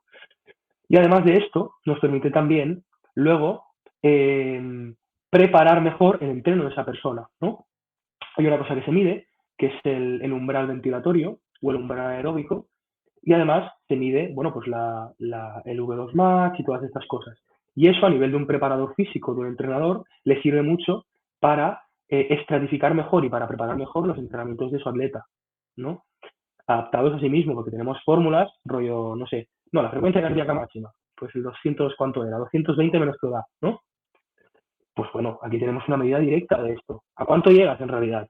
Porque según eso, pues te cambio los porcentajes de frecuencia cardíaca máxima a los que vas a correr, te cambio la carga, todo esto. Es decir, no solo sirve para el nivel de la salud, sino que a nivel competitivo es una herramienta extremadamente útil, sobre todo para atletas, ciclistas, corredores, todo esto. Luego tenemos el paciente hospitalario, ¿no?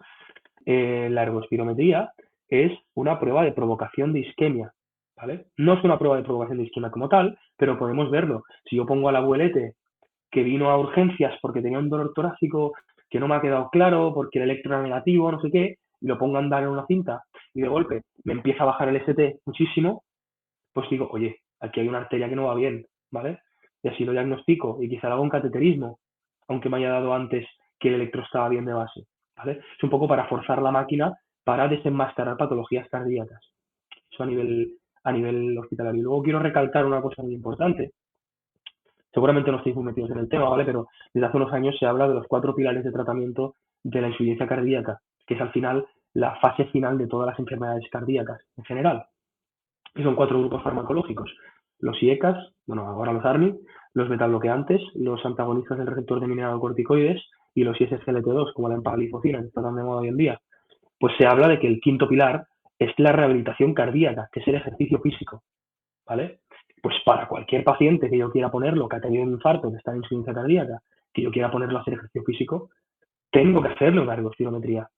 ¿Qué me va a tolerar este tío? ¿Me va a tolerar estas intensidades? ¿Me va a tolerar este RP en fuerza? ¿Me va a tolerar estas frecuencias cardíacas en cardio? Todo esto. Entonces es muy, muy importante. Es una herramienta súper útil, que no es tan difícil de aprender, la verdad, y que es muy agradecida, porque diagnosticas muchas cosas y es súper útil, y sobre todo para atletas. Vale, por ejemplo, bajando un poco el nivel de atletas y más a población general, pero muchos de nuestros oyentes seguramente, pues, sea gente que se cuida, que sale a correr, que entrena a fuerza, lleva unos buenos hábitos más o menos. ¿Tú con qué frecuencia a ese perfil de personas les recomendarías realizar este tipo de pruebas? O sea, yo, por ejemplo, Mm, considero que hago bastante actividad, nada del otro mundo. Por ejemplo, mm, este año, lo digo, no es por flesear ni nada, pero bueno, porque me ha saltado que hoy he corrido justo 1000 kilómetros este año, que cualquiera que corra sabe que tampoco es ninguna locura. Es decir, yo estoy en ese grupo de personas Me muero, ¿no? bastante activas y que se cuidan y más. ¿Tú me recomendarías a mí hacerme este tipo de pruebas de cara, por ejemplo, al año que viene, si quiero Sí, hacer lo mismo, ni más ni menos? sí, sí. De hecho, lo ideal, ¿no? Sería que cualquier persona que hiciera cierto grado de actividad física, cierto grado de ejercicio, se hiciera una prueba así, ¿no? Por lo que hablábamos antes, el riesgo en deportistas amateur, que son el 99% de deportistas. Porque la gente que se dedica al deporte es muy, muy concreta y son muy pocos.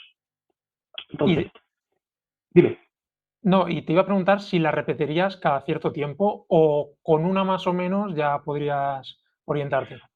yo creo, mira, con que se hicieran una, yo me doy por contento, la verdad. Porque tienes ya una basal ahí, ¿no? Entonces, no, que quiero ponerme en serio con el gimnasio, no sé qué.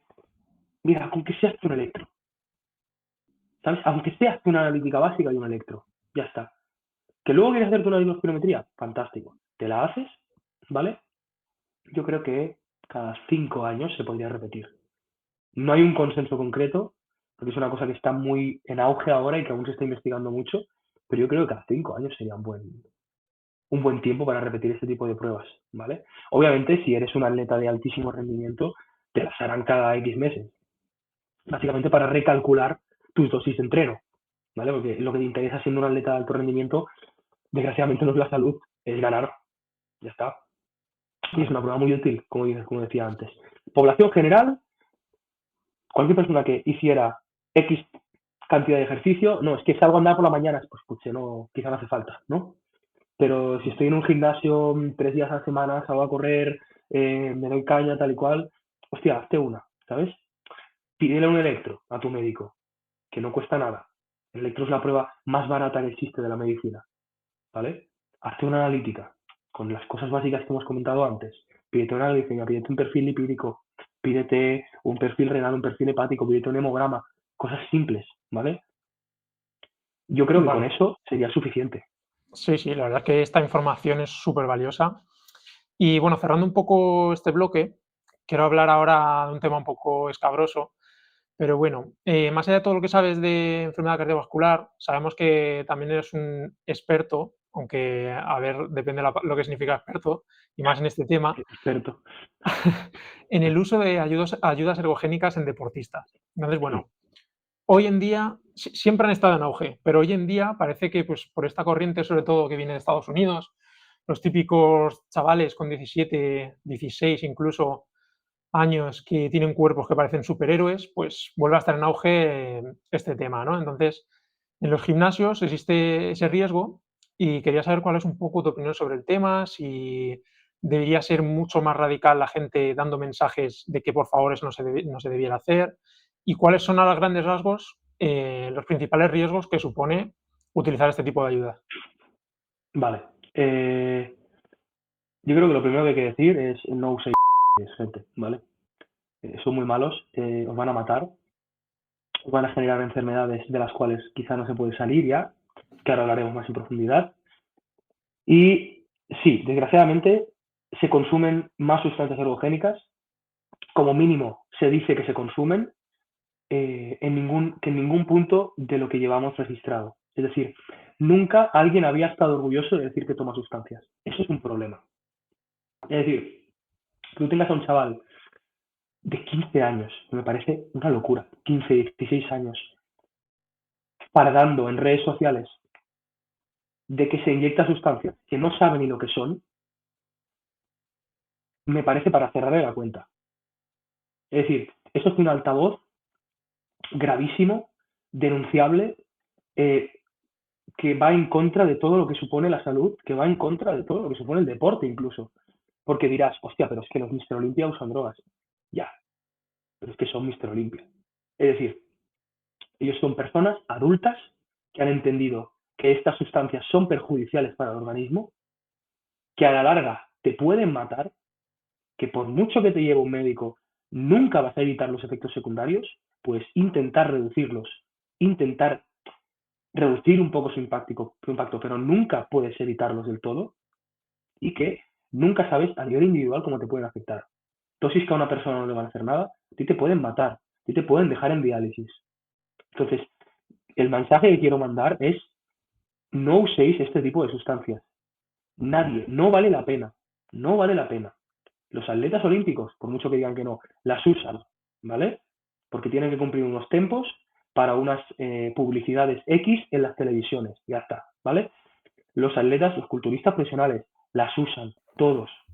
La cosa es que los culturistas profesionales ganan decenas de miles de euros con sus asesorías y con los suplementos que promocionan, y se pueden pagar médicos que los vigilen con un seguimiento muy estrecho. Y aún así se mueren con 40 años, y aún así se mueren en la tarima de un infarto, de una muerte súbita o de una insuficiencia renal aguda. Es decir, nunca valdrá la pena tomar este tipo de sustancias. Y lo que hay que hacer es perseguir a las personas que blanquean el uso, que por cierto es ilegal, de estas sustancias. Muy bien, sí, ha quedado muy claro. Al final, es que, como hemos visto también en la nutrición, hasta que no haya en las redes sociales una forma de evitar que se den ese tipo de mensajes, igual que con la alimentación y demás, la gente estará expuesta y podrá tomar malas decisiones. Pero bueno, dentro del consumo de estas sustancias, ¿qué marcadores podemos observar en una analítica que pueden verse alterados? Bueno, lo primero de todo es entender un poco qué son estas sustancias, ¿no? Son derivados de la testosterona, prácticamente todas, ¿no? Luego tenemos los típicos quemagrasas, entre comillas, que por decirlo de alguna manera, clenbuterol, hormona tiroidea, todo esto, pero las sustancias anabólicas en sí son derivados de la testosterona. Como derivados de la testosterona, lo que hacen es suprimir tu eje natural, ¿vale? Al suprimir tu eje, obviamente las hormonas que secreta tu hipófisis van a estar anuladas, ¿vale? Y eso es lo primero que veremos. Si tú le pides una LH o una FSH a un atleta que está consumiendo este tipo de sustancias, van a estar anuladas las dos. Lo siguiente va a ser incremento de los niveles de testosterona. Y a partir de ese incremento de los niveles de testosterona, tenemos una amalgama de efectos secundarios que podemos ver plasmados en la analítica, ¿no? Uno de los más comunes es el aumento del hematocrito, el aumento de las sustancias formes que tenemos en la sangre. Eso se ha relacionado con aumento de la incidencia de trombos en todos los lugares vasculares. Y además de eso, también tenemos que mirar las plaquetas, que también se aumentan y también dan riesgo. Otra de las cosas que veríamos es el empeoramiento del perfil lipídico. Son pacientes que, según el uso de estas sustancias, aumentan mucho los niveles de LDL, aumentan mucho los niveles de triglicéridos, y luego hay alteraciones concretas. Por ejemplo, hay estudios que demuestran que la suplementación no, el uso de GH podría aumentar los niveles de LPA, cosas súper anecdóticas, ¿no? Pero que están ahí. ¿Vosotros creéis que el 99% de preparadores que recomiendan este tipo de sustancias a sus atletas tienen alguna idea de esto? No. No. Os digo yo que no. Les digo yo que no. Por ejemplo, alteraciones renales. Tenemos pacientes que baja su filtrado glomerular, que aumenta su creatinina, por mucho que tomen creatina, aumenta por encima de niveles que no tocaría, ¿vale? Que luego les pedimos una orina y nos sale proteinuria, es decir, esa membrana de filtrado se está dañando, está abriendo poros y se está filtrando la proteína, ¿vale? Luego con el uso de orales, porque normalmente se inyectan, sí que puede darse más alteraciones del perfil hepático, aumento de las transaminasas, también perfiles de colestasis, todo esto. Estas serían un poco las principales alteraciones analíticas que tenemos. Luego podemos hablar uno a uno de los sistemas que se alteran y otras pruebas, ¿no? Pero yo creo que con esto sería suficiente. Que bueno, ya es mucho, ¿no? Ya es mucho y Sí, yo poco creo no que es, hay desde que hablarlo luego, más. poco no No, es. no, por eso. Vale, y dentro de ese riesgo que asume una persona que empieza a consumir estas sustancias, desde nuestra perspectiva, que es la nutrición, ¿se puede hacer algo? ¿Hay algún patrón dietético que pueda no prevenir porque no se previenen, pero facilitar Paliarlo que quizás un dentro, poco, ¿no? eso, paliar, esa es la palabra, paliar un poco esos riesgos? Bueno, lo que comentábamos antes, ¿no? Una dieta basada en vegetales. Claro, es otra cosa. Culturista profesional, ¿vale? Va con dosis absurdas de toda la medicación posible, ¿vale? Pero es que no solo eso. ¿A él qué le interesa? ¿Le interesa estar sano? No. Le interesa subirse a un escenario y ganar, punto. Entonces, ¿qué va a hacer? Pues comer como un desgraciado, ¿vale? ¿Y se va a preocupar de que su alimentación tenga X costo? No, no. Se va a preocupar de ganar masa muscular, punto. Entonces, estas dietas que llevan ellos ultra hipercalóricas tampoco ayudan para nada. Y luego estas dietas supercalóricas, con este aumento tan llamativo de la masa muscular, permiten mover pesos mucho mayores, pesos que son perjudiciales a nivel del organismo. Todo esto. Pues lo que comentábamos antes, no hay ningún secreto a nivel de la dieta, una dieta basada en vegetales. Bueno, yo sí añadiría también que este patrón del fitness y demás, hay una cosa que se suele hacer muy a menudo, que es el famoso cheat meal. O sea, si encima de todo eso le añades cantidades ingentes, porque encima hay gente que come mucho, porque Sí. un culturista ya ni siquiera profesional, amateur, pero de cierto nivel, está en 100 kilos sin problema.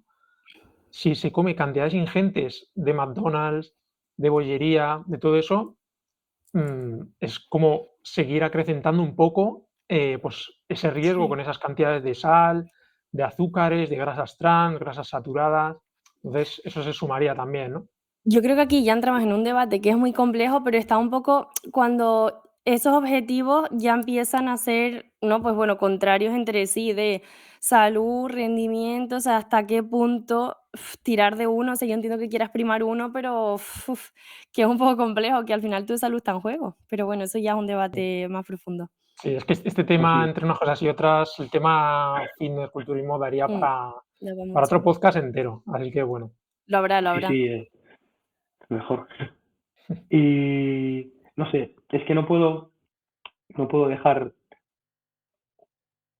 de insistir en que no hay dosis saludables, en que por mucho que te lleve X influencer o X médico o lo que sea, son pacientes muy complejos de llevar. Es decir, son una bomba de relojería. Nunca sabes cuándo te van a saltar por un lado, te van a saltar por el otro. Tú puedes intentar decir, no, porque esta sustancia, yo qué sé, os pongo un ejemplo, Primobolan, ¿no? Que es uno de estos medicamentos que se usan. Primobolan tiene como 20 estudios en humanos. 20. O sea, la gente se pega de palos en redes sociales por las estatinas que tienen casi 1.000.000 de estudios en humanos. Y estamos hablando de que hay tíos divulgando por ahí, ¿no? Porque se vio que el Primobolan, encima lo extrapolan todo, ¿no? Un estudio con niños que tenían enanismo del año 73, no, porque se vio que el Primobolan aumentaba la masa ósea, no sé qué, yo. ¿Qué Madre haces? mía. No tiene ningún sentido, es decir, Joder. yo de verdad intento pensar que es por desconocimiento. Porque que una persona hable por desconocimiento se le puede pasar. Pero que una persona formada hable de estas cosas es que es mala praxis y es denunciable. Ya. Porque no sabemos nada de estas sustancias. Nada, de nada, de nada. La única, la testosterona, porque ahora está tan de moda el TRT, están saliendo muchos estudios tal igual. El resto. O sea, es que ni con un palo. Son cosas peligrosísimas que algunos no tienen ni estudios en humanos.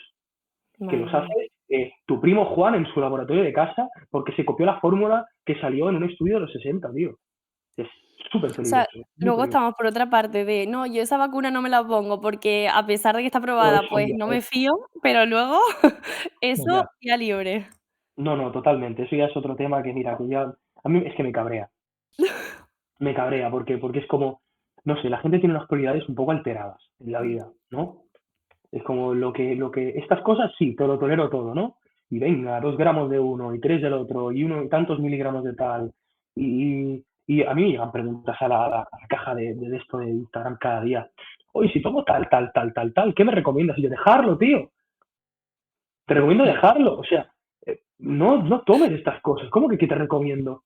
Madre mía. ¿Sabes? Sí, yo creo que Mira, el gran parte. abordaje. Dímelo. No, yo creo que gran parte se debe también a la falsedad que hay en las redes, en la Hombre, claro, que el que tiene 1 millón de seguidores te muestra su cuerpo de superhéroe, pero cuando a todos les acaba pasando factura lo que están haciendo, nunca lo van a mostrar. claro, Entonces, el seguidor se queda con lo bueno. Entonces, claro, claro, pues, joder, si este tío está así, yo claro, también quiero ponerme así, porque al final nunca me ha enseñado nadie cuáles son los verdaderos perjuicios de hacer este tipo de cosas. claro. Porque Entonces, no se ve. No se ve primero porque es un negocio que da mucho dinero. Muchísimo dinero, muchísimo dinero. Los estadounidenses que llevan a gente que se dopa ganan, no os podéis imaginar. O sea, entre los tres no lo vamos a ganar en nuestra vida, ya os lo digo. Es una seguro. barbaridad. ¿Qué pasa? Que todo lo que mueve dinero, ¿vale? Siempre es corrompible. Entonces, aquí me gusta hablar de una cosa siempre, que es que, o sea, atletas con predisposición genética, con vistos por médicos y tal y cual, y se mueren, ¿vale? Igualmente se mueren. Obviamente acaban en diálisis. Igualmente tienen la espalda destrozada. Todo esto. Pero es que hay un sesgo de supervivencia muy grande. Tú lo que ves en la tarima del Mister Olympia es gente que no se ha muerto. Es gente que ha pasado por esos filtros y que, se ha quedado, pues, que no se ha quedado por el camino. El 95% de las personas, por poner un ejemplo, se han quedado en el camino. Han tenido que dejarlo porque tuvieron un ingreso hospitalario por X cosa, se han muerto desgraciadamente.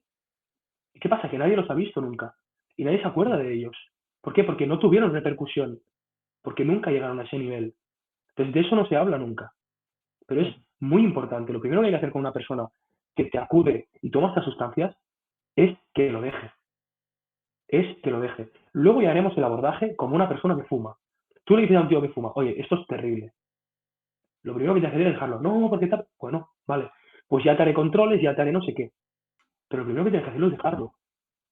Y si no, pues como mínimo que sepas todo lo que te va a hacer esto y asumas los riesgos. Ya está.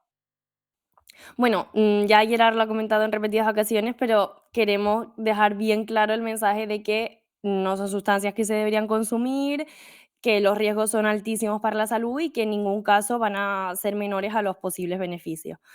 Así que, bueno, dicho esto, es un poco este disclaimer, ahora sí que ya estamos terminando la entrevista, así que para finalizar queremos hacerte una serie de preguntas rápidas para conocerte mejor. La Perfecto. primera, ¿cómo crees que habrá evolucionado el abordaje de la enfermedad cardiovascular dentro de 30 años?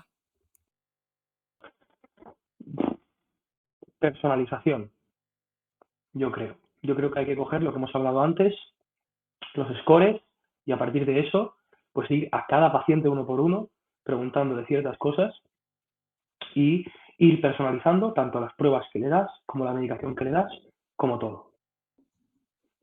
Vale. Em, ¿Qué rol crees que puede tener la inteligencia artificial en tu trabajo como cardiólogo de cara al futuro? Quitarme el trabajo. ¿Mm? No, tanto no. Pero ayudarnos en la velocidad de nuestro trabajo y en la eficiencia. Por ejemplo, si yo tengo una inteligencia artificial que me permite discernir electrocardiogramas patológicos en un paciente con infarto, ¿vale? Esto es un problema que tenemos a veces en el servicio de urgencias, porque nosotros diagnosticamos los infartos tanto por clínica como por electro, como por otras cosas que pedimos en la analítica, ¿vale? Y hay veces que el electro no es muy claro. Hay veces que lo vemos y decimos, bueno, sí, y el tío viene con un dolor, que no parece un dolor, que no es típico, que no sé qué. Bueno, pues si yo tengo una inteligencia artificial que se ha visto 100.000 electros de patológicos de un infarto y me da una ayudita, pues muchísimo mejor. Y luego yo creo, o sobre todo tiene que entrar ya una inteligencia artificial a nivel administrativo. Es decir, gestión de citas, todo esto. El principal problema de la sanidad pública de nuestro país son estas cosas. Queda mucho por ver en este tema todavía, Buah, la verdad. sí, Sí. sí. Bueno, nosotros tenemos grandes referentes en el mundo de la nutrición que nos han orientado e inspirado para desarrollar nuestro trabajo y queríamos preguntarte quién ha sido tu principal referente en el mundo laboral. A ver, yo tengo varios, ¿no? No podía deciros uno en concreto. Yo creo que Valentí Fuster es como el cardiólogo que querríamos ser todos, ¿no? Es el jefe de servicio del Departamento de Cardiología del Monte Sinaí, que es uno de los mejores hospitales del mundo, y es de aquí, de Cataluña. Y es una persona que, a pesar de ser muy, muy, muy mayor, sigue publicando, sigue investigando, está siempre en los congresos, y yo creo que es una fuente de inspiración muy grande. Y luego yo creo que a veces sobrevaloramos a las personas estas que son muy famosas, ¿no?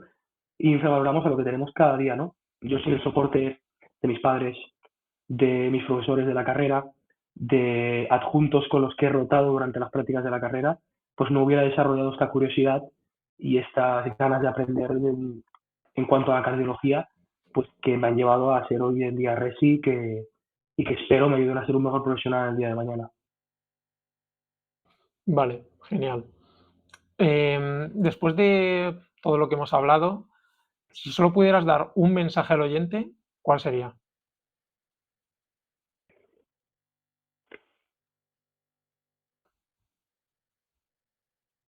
Mira, no fumes. Yo ¿Eso? creo que sí, Más que la actividad. no fumes. Depende de qué target vaya. Es que yo creo que fumar es lo peor que puede hacer por tu corazón. Lo peor. Y la gente que fuma o sea, hay una barbaridad de gente que fuma. Y gente joven.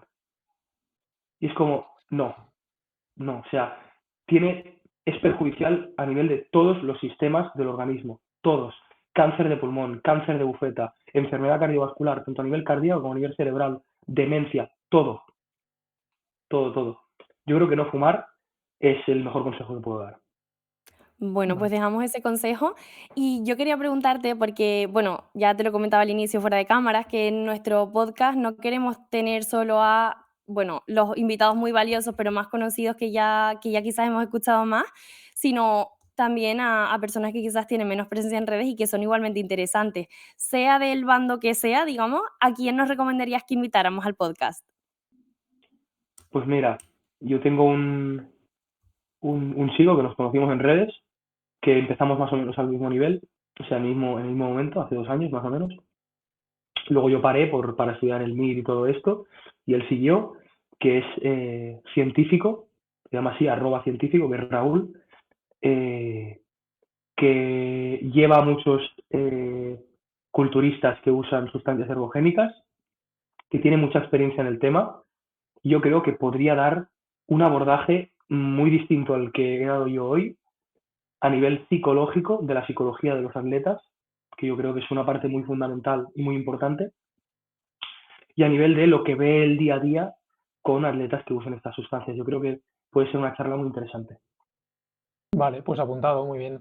Y ya por último, pensando en tu propia dieta, en tu propia alimentación, ¿qué aspectos crees que podrías mejorar?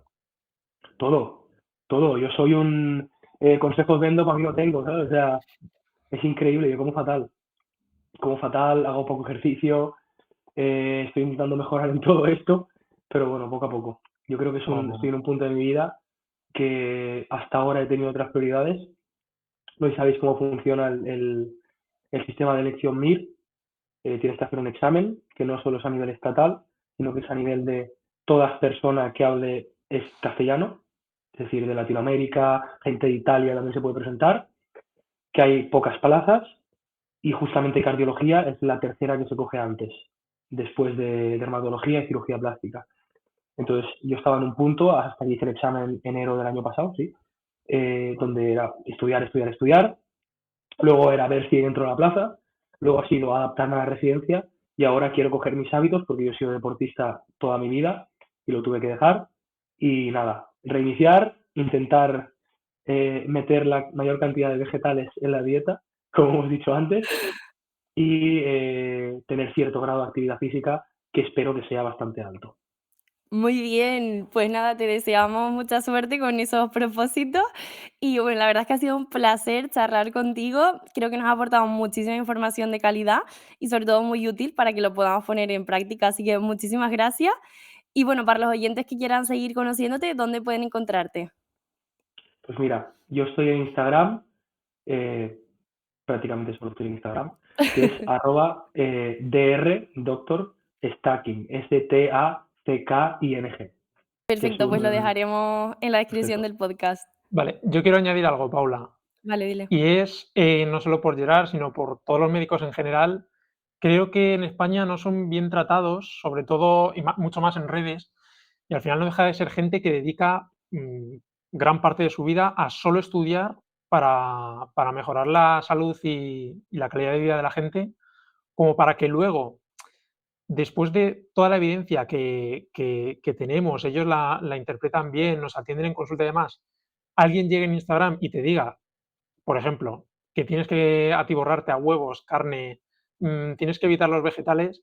No sé, yo hago un poco un llamamiento desde aquí también a que la gente que quizá no tiene tanto conocimiento, pues que respete un poco más la figura del médico en nuestro país, ¿no? Y pues que hagan más caso, pues eso, por ejemplo, lo de las estatinas y demás, que las redes sociales no son ninguna fuente de información y que se fíe de su médico, básicamente.